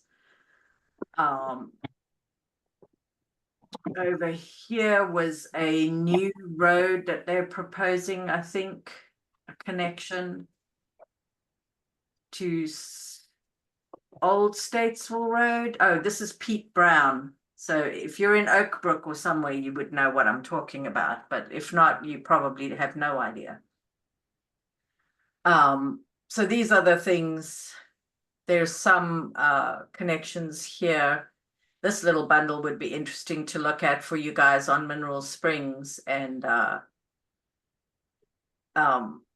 University City Boulevard, because I'm not sure exactly what they're proposing here, but it looks like connections. I'm wondering, let's see. IBM Drive to University City Boulevard. Mel, you might want to dig into that and see if they mean to connect, if that's Ridgeview Lane or Clooney. I don't know exactly, but anyway, a lot of these streets names are not going to mean anything to anybody, but the idea is that you go and find the area that you know about, and the city wants to hear from you if you have any feedback or bright ideas, and you can go in here and add comments. And if I could show you how to add comments, I would, but I don't know if I know offhand how to do that. Oh, community feedback probably is where you do that. So there's instructions on how to provide community feedback under each of these. So I hope that's helpful, and I hope that a whole lot more people will try to engage with this, especially techie types or folks that can quickly learn how to engage with software like this. But there's a wealth of information here. And that was just that first bit of homework, folks. The second bit of homework here is the future policy map, which is another whole thing. It takes you kind of to the same, this is annoying, because it is the same link. I saw it was the same link last night and then thought I double checked myself. So let's just see what shows up. No, I'm going to have to fix that. I do have the wrong link in there. I'll fix that link, but it's showing the policy map. There's the new zoning districts, and so that is worth looking at. Sorry, I'll probably make another video on that, because I do have the wrong link there, and I'm annoyed because I saw it was the same link. I can see it's the same link, and I thought, why is it the same link? And then I somehow didn't correct it. So, yeah, I think the city made this mistake actually. So I've got to correct this because here you can see it's the same link, even on their link. So I'll correct that, but again, on the policy maps, if you want to understand how things have been zoned, if there have been any changes, most of downtown Derita is what they call neighborhood center, and you can go and look up what you're allowed to do in a neighborhood center. And we're on the right track. Even, you know, with the new Puckett site redevelopment, that is just changing that to bringing the buildings closer to the road and making it more pedestrian oriented without losing, you know, the ability for cars to drive through. But so have a look at that. I will have to fix that link. And then just some this is just an informational slide that I keep in here every time so you can understand the city council's meeting schedule, and then also the rezoning. The rezoning hearings and decisions are always on the third Monday. And then 15 days after a public hearing, we in the zoning committee get to review those rezonings and take a vote as well. And then our vote is a recommendation to the city council. Sometimes we agree with staff's recommendations, sometimes we don't. It's interesting to hear the perspective of the different commissioners, but ultimately city council makes the decision on those rezonings. So that slide is just there for information. Our rezonings that are going on in Derita at the moment, we just have a few, and I'm already forgetting what I researched last month, which is, I can't keep it all in my brain, people. I made a slide explaining this, and I think I sent that on to Jill, who had a question about this at Gibbon Road. But long story short, it is townhomes that are being, and they've started clearing the site over there, and it will be townhomes. And then this corner site was rezoned for apartments a while back. I haven't seen any movement on that. I think it's going to be one of those that may or may not ever come to fruition because interest rates really put a damper on all the apartment development. So yeah, we have a lot being built right now, but for about 2 years, there will be nothing new in the pipeline. Relatively nothing new in the pipeline. So, you know, we'll be running into shortages before too long, the way this city is growing. I'm not going to click on all this information. They're not too interesting. This is a small parcel that is going, it's somehow left out from all the surrounding parcels. So it's just really an alignment to bring it back to the same, which is light industrial, which is now called Manufacturing and Logistics 1. But nothing too exciting. I know you guys mostly get excited about housing, and I don't think any of these, except for this one on Gibbon Road, is anything related to housing. Or am I projecting? I updated this list as well. So the townhomes on Gibbon Road are now starting construction. Oh, the other big parcel that started construction in the last couple of weeks is behind Wells Fargo and the BP on West Sugar Creek. You will have seen all of that land clearing going on over there. That is townhomes. I've got a slide in here with more details. And then we've got a couple of small townhome infill projects. There's one on Oneida, looks to be, they call themselves 4, but I don't think they just have 4 townhomes. But it's small, it's probably 10 or less. And then on University City Boulevard, right next to the brand new townhomes at Mineral Springs, there's a little parcel there where there's a few more townhomes coming. Most of what we have is townhomes, and that's just a matter of affordability. With land prices, labor, materials. The most they can get for their money. You know, affordability and interest rates. Sorry, you know, it's just becoming harder and harder in the city to try to build single family and keep it, you know, to a price that's attainable. We're not even talking about affordable, but you know, something that's under 500,000 for single family is just about impossible in Charlotte now. So that's why you're seeing townhomes that they can get in the 300 to 400 range.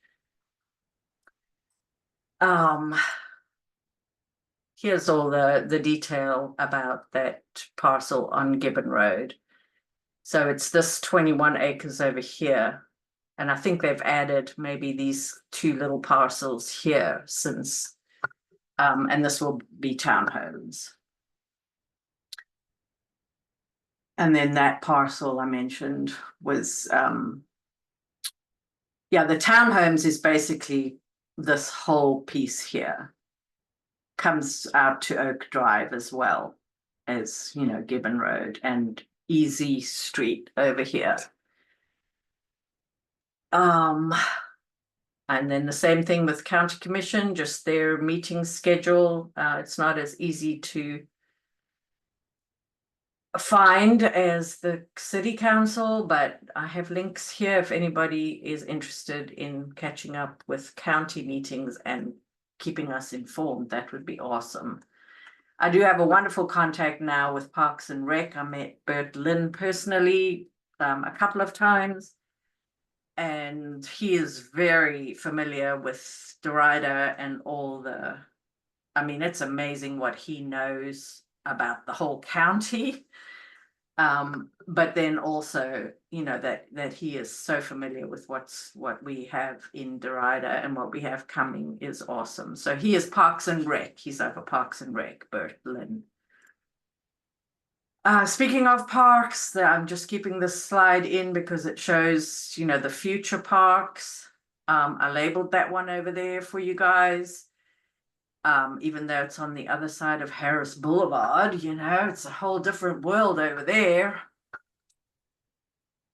But yeah, these are future parks, and then not on this map. Someday it would be nice to have all the things on the same map, but you know, are the future greenways and the other investments that we were talking about. And then I'll just keep this slide in. This is kind of a working list of HOA property. If you see your name on the list, I want to put you in touch with Bert Lynn and the county land acquisition and see if those conversations can start, because land acquisition is, you know, it's a big challenge sometimes for these bigger projects. Like greenways. But if you didn't know, greenways, having greenway connection, having greenway in your neighborhood is a huge boost to property values, to quality of life, and highly desirable. Greenways are always at the top of the list of the surveys. When the county surveys residents about what they want to see, greenways is always way at the top of the list. So I want to see us developing our greenways because we have a lot of potential and some easy wins, I think. So Potter's Glen, Forest Pond, Royal Oaks doesn't own any communal land as far as I know, but they also have some potential. And then, of course, churches. Oh my gosh, I'm not covering this in this meeting, but Newell Presbyterian Church on Rocky River Road, they have partnered with a developer to add housing on their church land. And it's the most delightful project I've seen, and partnership. So I would want to see some of the churches that have land. And I've mentioned Bible Presbyterian and Derita Presbyterian, but Derita Baptist is another example. AME Zion and International House of Prayer have acres, hundreds of acres of land in Derita that could potentially be redeveloped for a better use. Whatever we see. So just keep an eye. Farmington is a big one because that is already on future Greenway. So I think Jeffrey has gotten off the call, but put a bug in his ear about that too. And that's my slide that I made about those county investments I've already talked about. I went to a workshop on researching your neighborhood. So I'm posting this, keeping this slide in here. There's lots of resources. When you go to the site, you can look up old newspapers, city directories, plat maps, deeds, building permits. So, if you have a bug in your ear about investigating something, there's lots of tools here. And I've started a list of possible historic buildings or landmarks. We have 2 that have official designation, the gymnasium on Rumpel Road, as well as Nevins Inc., which is on Nevin Road, just before it hits Statesville. That was Nevins School, that has a historic designation, but we have some other options, and some people are already working on some of this. And if you've got any other suggestions, let me know.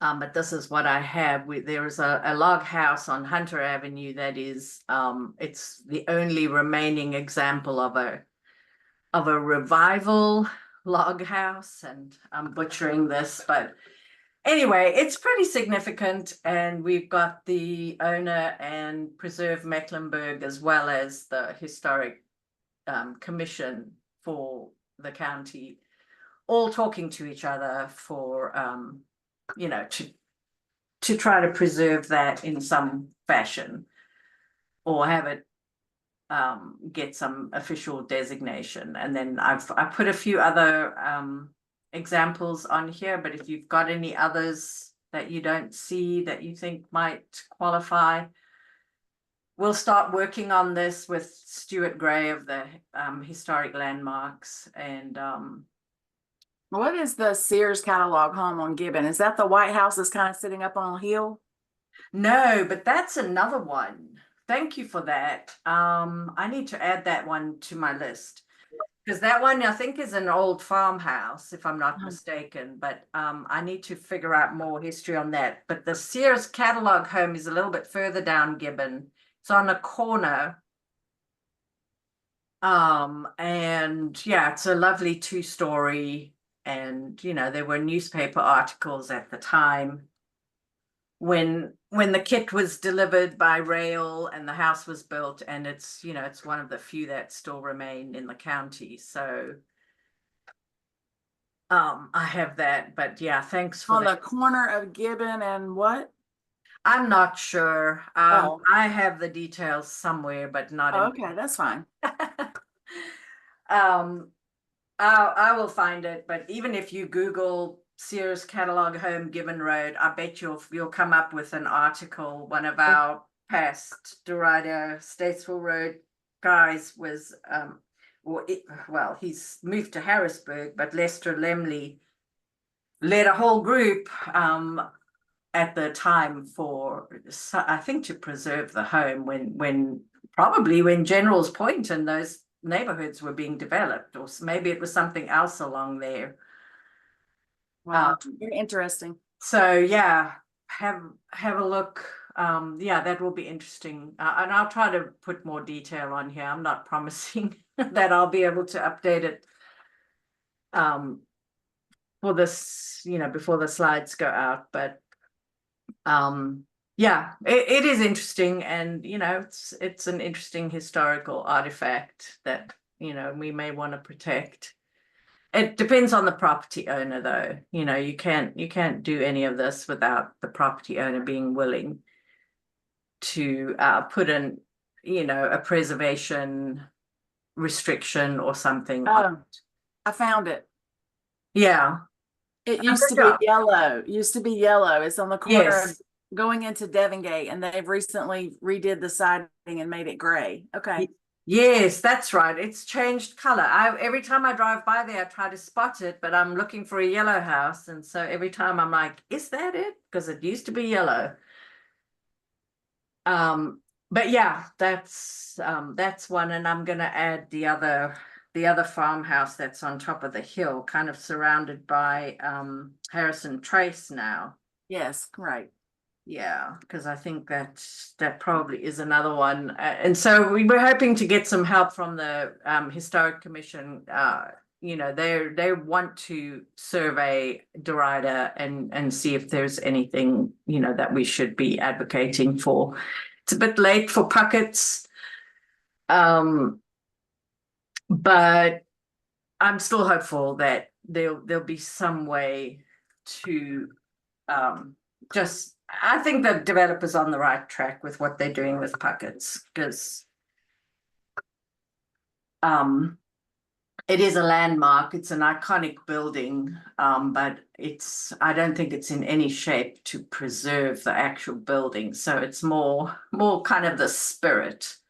And I think the plaza, can kind of provide that community space that is even more appealing probably than a bar to a wider swath of the community. So and then I'll just keep these slides in for Derita inspiration when those shopping centers and things start to get redeveloped.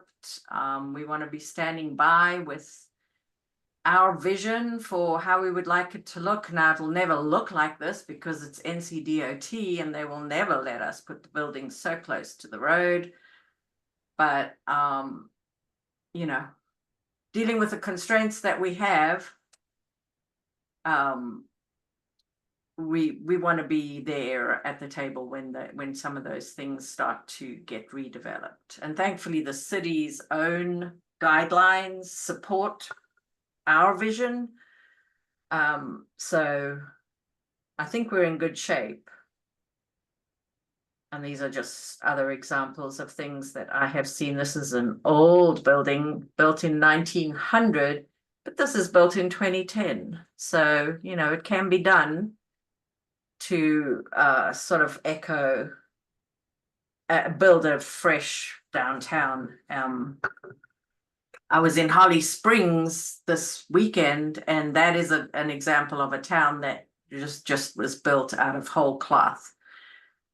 And very nicely designed, brand new. This is from Southern Pines, which is a similar example. They have a historic area, and they have a train that runs, in a station in downtown. But a lot of the new stuff in Southern Pines keeps the same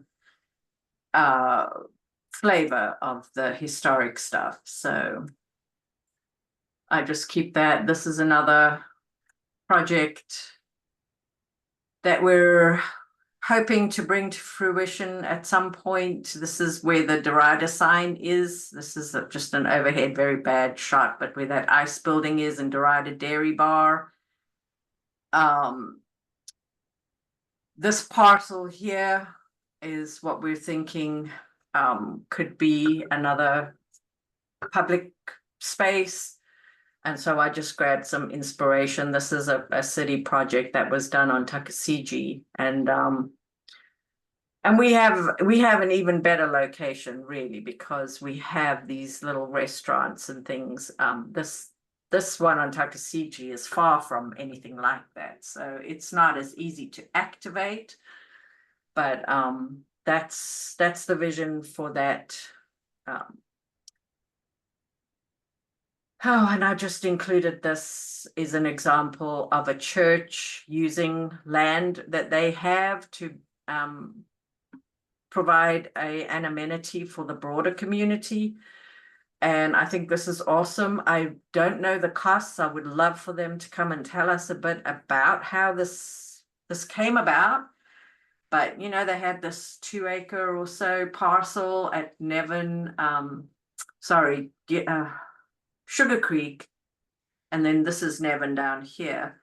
And they put this track around. It's an asphalt track, and they've got about 10 parking spaces. They've started to add adult exercise equipment. So, you know, an example of something that really doesn't cost a lot. It's not a huge thing to maintain.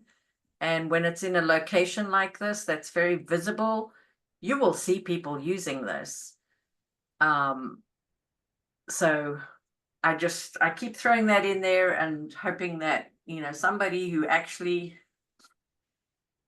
owns land, especially a church, that may want to do this and could raise the funds. You know, there's lots of ways to raise the funds to help with a project like this. And then our events, and then I'm going to finish off. I'm sorry I'm going so long. We still want to have a celebration of the Derita sign in that location that I was just talking about, where the ice machine is next to Derita Dairy Bar. So working on pulling that together. I don't know if this Jane's Walk will happen, but we were hoping to introduce the Charlotte urbanists to Derita, bring them to Derita, and kind of let them see the blank-ish canvas that we have and what we're working towards. So we're still working on that. Don't know if that will actually happen this year, but it's on a burner. Or getting ready to go on a burner. And then, of course, December, the next meeting will be on Zoom in November, 9 a.m. first Thursday, and then in December we'll do a gathering holiday party. First Saturday in December, which I believe is the 7th, from 2 to 4. So no driving in the dark and none of that business. So hopefully we can get a lot of folks to come out. And we're still deciding on the location on that. And anyone who wants to help put that together, let me know. I think that's everything. That's quite enough. Anybody got anything to add or anything that you want to share for this group or for anybody watching the YouTube video? I got a quick question. Yes. That property on Sugar, let's see, no, it's on Graham, where they put the fence around there. There was talk that maybe they were going to do a park. I noticed that the house next to it now has a fence around it. Has that been bought then by the city? Yes. Yeah, that piece that was, I'll try to see if I've got it. Well, this is a bit small, but yes, that it used to be like a little bite out of that, has now been purchased by the county, so it's a contiguous square. I talked to Bert Lynn about that piece. They will be demolishing that house, and because it's going to be a few years before the county can actually start to activate or develop this new park property. But we were concerned that it's going to be a nuisance in the meantime, or it's been a nuisance even, you know. This is the sad thing about whether it's the county or a developer like NHE, they're coming in to make investments and improvements, and we want them to solve all the problems that we've been dealing with for 20 years. But anyway, the county, Birdland, did assure me that they will be demolishing that house, and they will also do a lot of landscaping cleanup that will just kind of make everything more visible there. And that, you know, that's just a holding pattern until they, and we'll get a chance to provide input to what that park will eventually have. But yeah, and I'll be following up on him with him on that. But he did assure me that they will take some steps to make sure that it's hopefully not going to be a nuisance as it sits vacant for a few more years.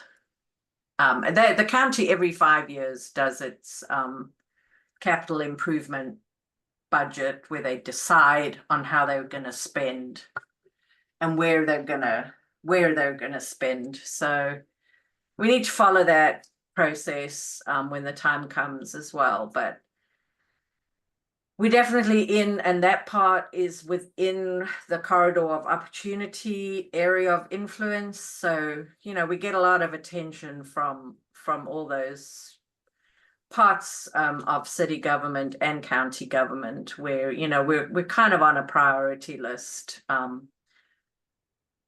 because of the lack of investment over the last, you know, 30 years probably. You know, it's just been a lack. Has been vacant for a long time, that old tanning salon there. Yes. Yeah, and you know, a lot of that is not the responsibility of government, but now it is. Now it's owned by the county, so at least we've got somebody we can really lean on and just make sure that they keep it reasonable. And they may not even have objections if, say, Royal Oaks or 15 Cannon, or, you know, any of those residents that are right there that can walk to that park, if they start to use it. I don't know. I mean, I may be speaking well out of turn now. But yeah, it's county owned, it's future park. They've closed that gap, and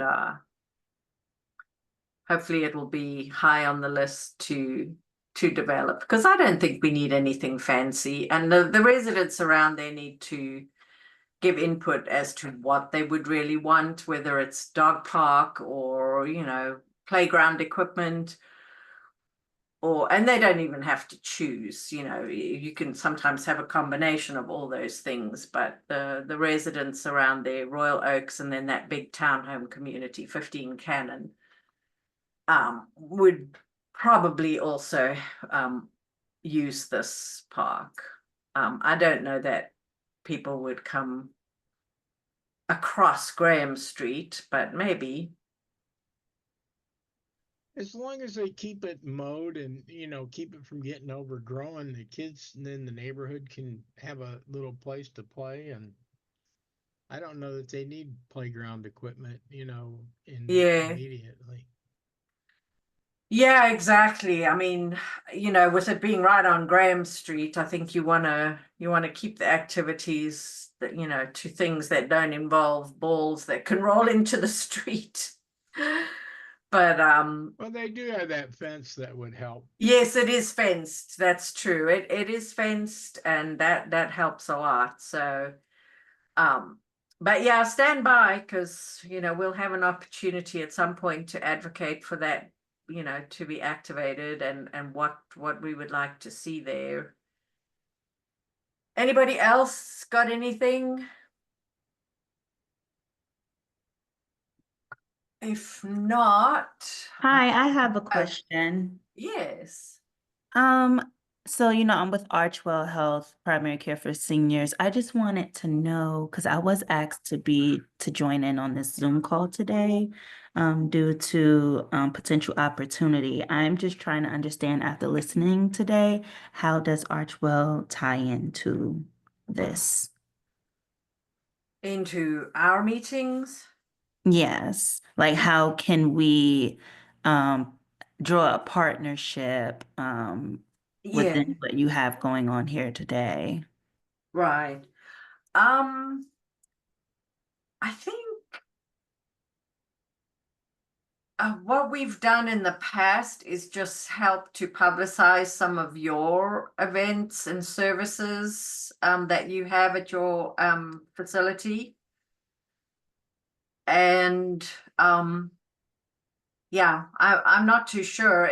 But it's an opportunity to just let people know that, your business is there.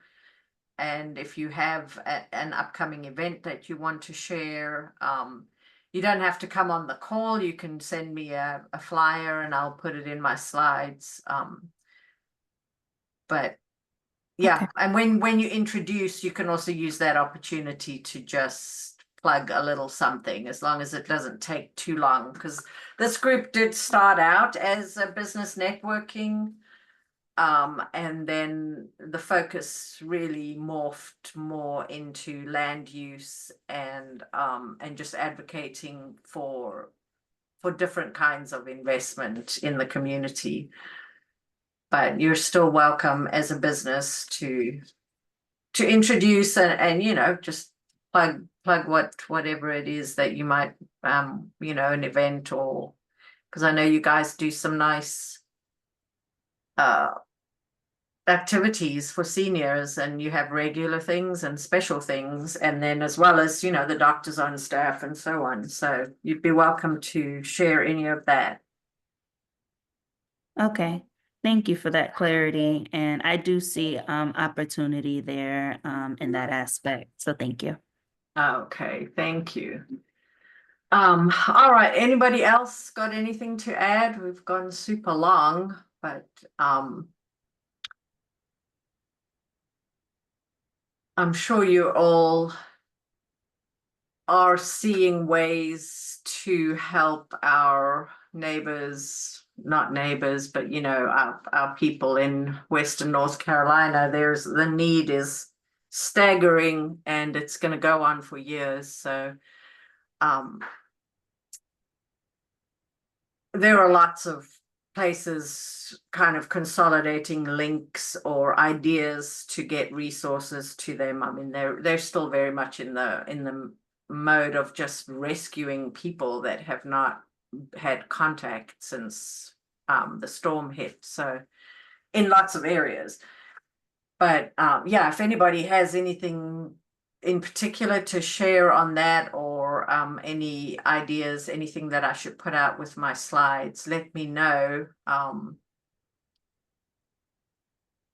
The state, FEMA, Red Cross, Samaritan's Purse, Baptist on a Mission, Beloved Asheville, those are some of the, there's Operation Airdrop. Lots of ways that you can plug in just a little bit or a lot, or just volunteer time to sort donations, or shop for donations, or just provide money. So I would urge everybody, I know you probably all preaching to the choir, as I'm sure it's unprecedented how people are stepping up to help. So thank you if you're already doing that. And if there's anything in particular you need to, or want to share, let me know. Otherwise, I'm gonna finish off. If there's anybody that has a chainsaw, I know there's quite a few trees down around here, even blocking roads. Yes, I reported too that I saw to the city, because generally the city will clear it off the road.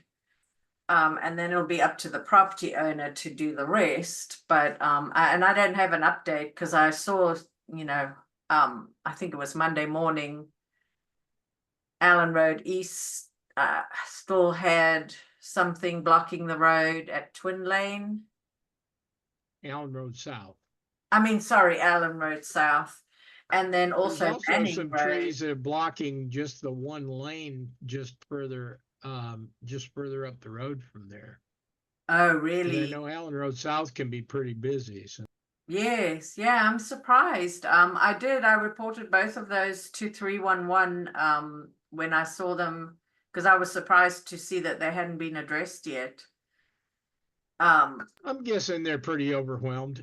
Yeah, exactly. They are. And while we have some alternatives, but I know there was a point where you guys probably on Twin Lane couldn't go anywhere because it was blocked. And I was talking to Al, who lives over there, and I think he couldn't get out anywhere because the road was blocked in both directions somehow. I imagine there's other places around here that are like that too, but yeah, that's the one I'm most aware of because people are getting around it by coming down our street, and that's understandable. I don't have a Right. chainsaw anymore, so I can't do anything about it. Yeah, well, thank you. I'll try to follow up on that again because sometimes it's a big, it's a job too big for even a chainsaw. So I don't know. I didn't look too closely. I just went the other direction.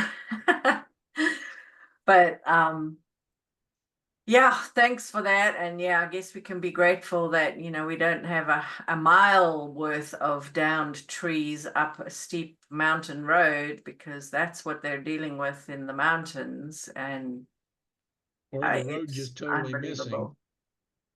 missing. Yeah. I can comment as an aside here. Yeah.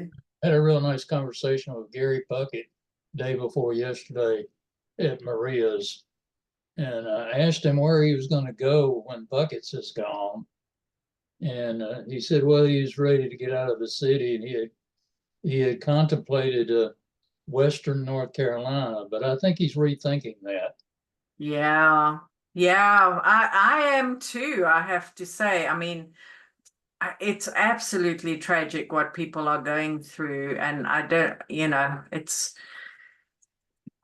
unprecedented. Probably, well, I think, it's 100-year flood, or as they're saying, maybe 1,000-year flood, but it's the second one in 100 years, as far as I can tell. So I don't think that makes it 1,000-year flood.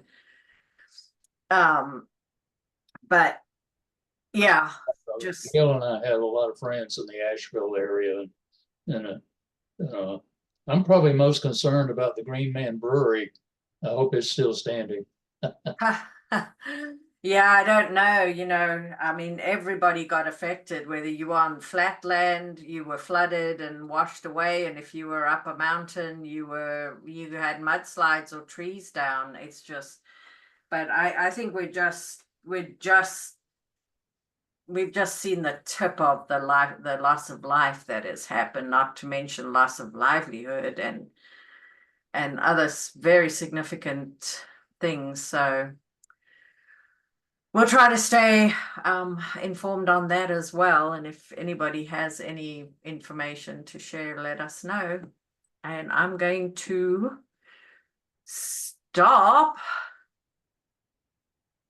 I guess I stopped sharing. I'm going to